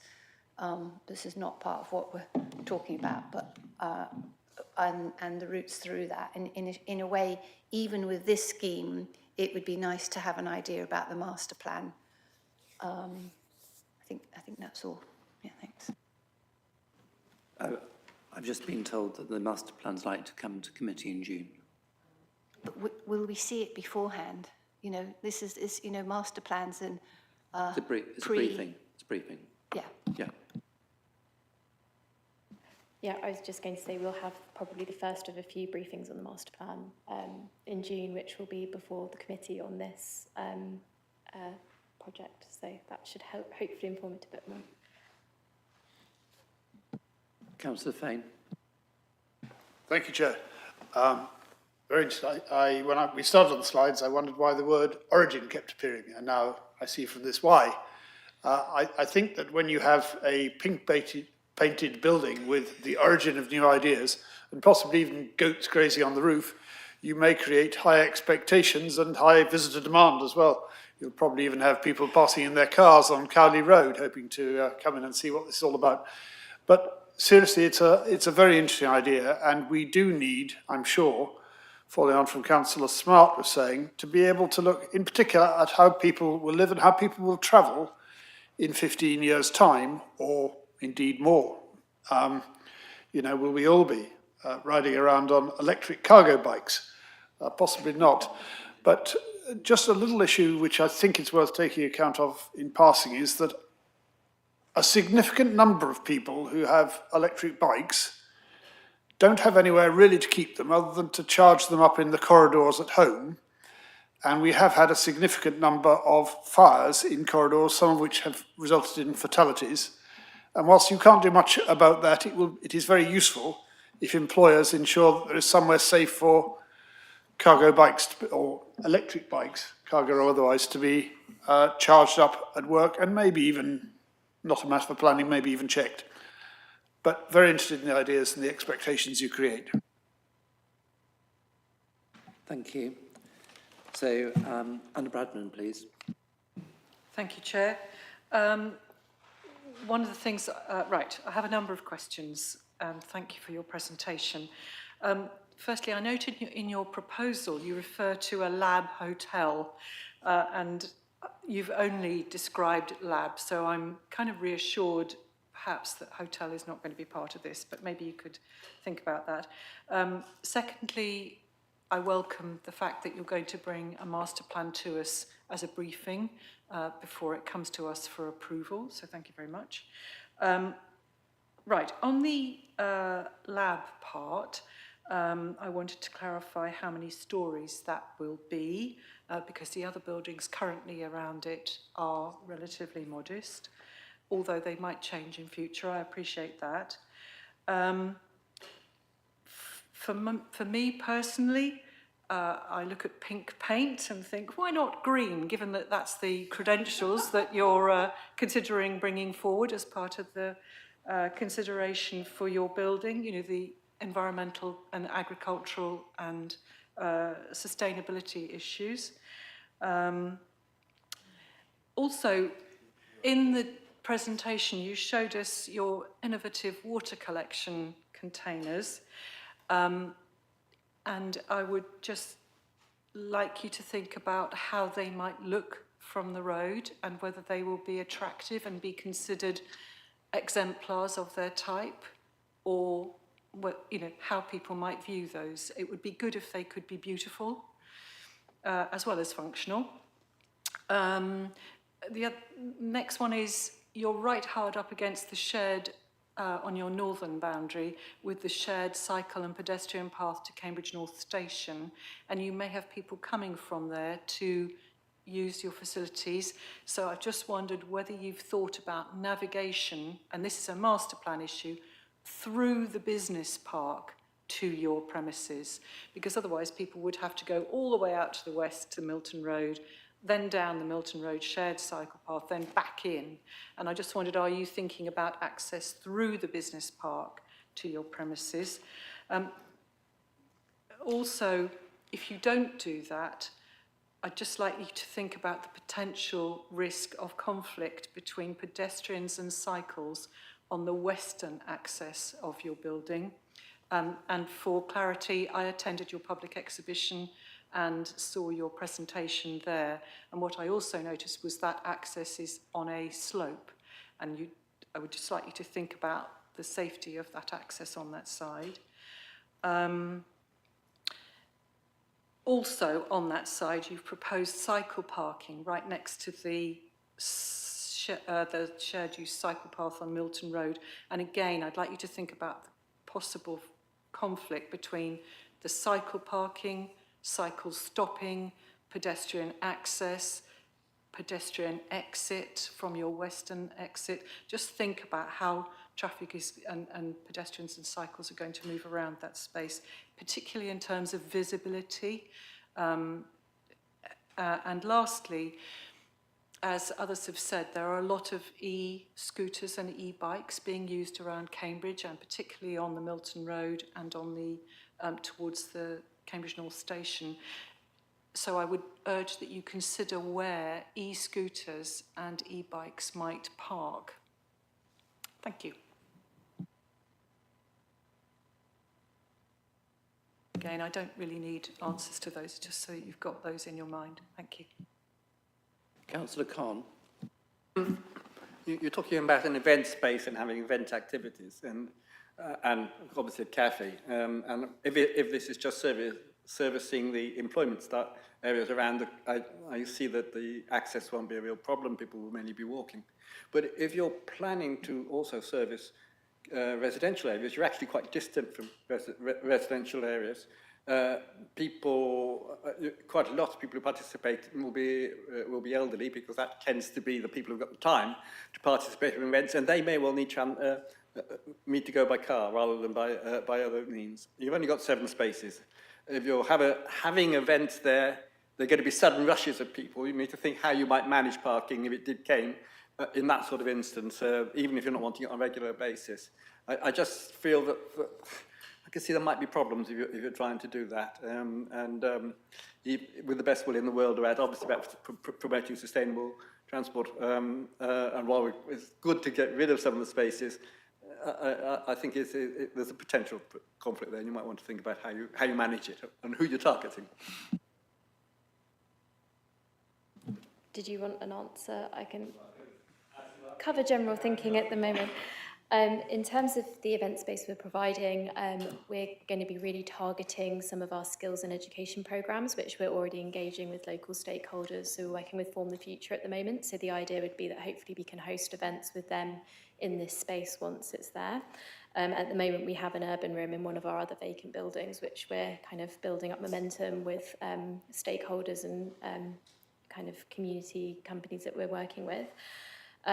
In terms of car parking, we are fortunate that we do own the rest of the business park, and there is parking provided elsewhere on the business park. So for events, perhaps we can speak with our asset team, and then as the master plan comes forward, parking will be provided on site. And so accessibility should be something that is mitigated as the master plan comes forwards. I think that was it in terms of answers, but yeah, thank you. Did any member want a question answered at this point? Councillor Smart? Yeah, it's not a question, but just a bit clarification. I already Googled it, I know what it is, but what are they called? Lab hotels was mentioned. You might just tell us all what that is so we all are clear. Yeah, of course. So it's, I think we'll take out reference in the design and access statement to a lab hotel because it is confusing. It comes up quite often. So it's basically we're going to be putting on 16 modular lab units, which will be self-contained laboratory spaces and amenities that go with them. So it will be space that our customers can carry out experiments and research in, and then they can go into the main building, into their office space that they would be renting out from us, right up and kind of work from there. The idea is to run it as an innovation hub, so there'll also be kind of supporting services provided to small companies so that we can support them as they scale up and grow. So it's... For clarification, I hope you don't mind, I asked that question. You mean it's rentable lab space in the sense of a hotel room, but it's not for accommodation? Yeah. It's for rentable lab space? It's a lab space that can be rented, so it's workspace.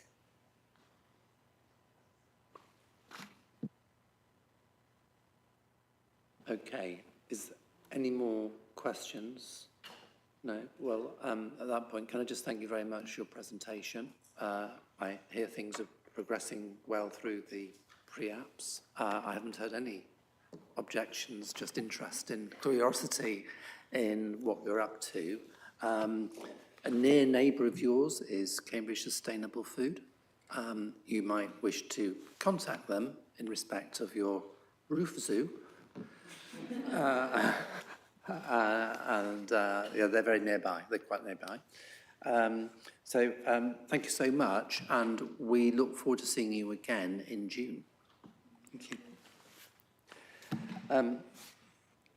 Members are reminded that the next meeting will take place as the Joint Development Management Committee on Wednesday, the 18th of June. That now concludes the last Joint Development Control Committee meeting for today. Could the producer please end the live stream? Thank you.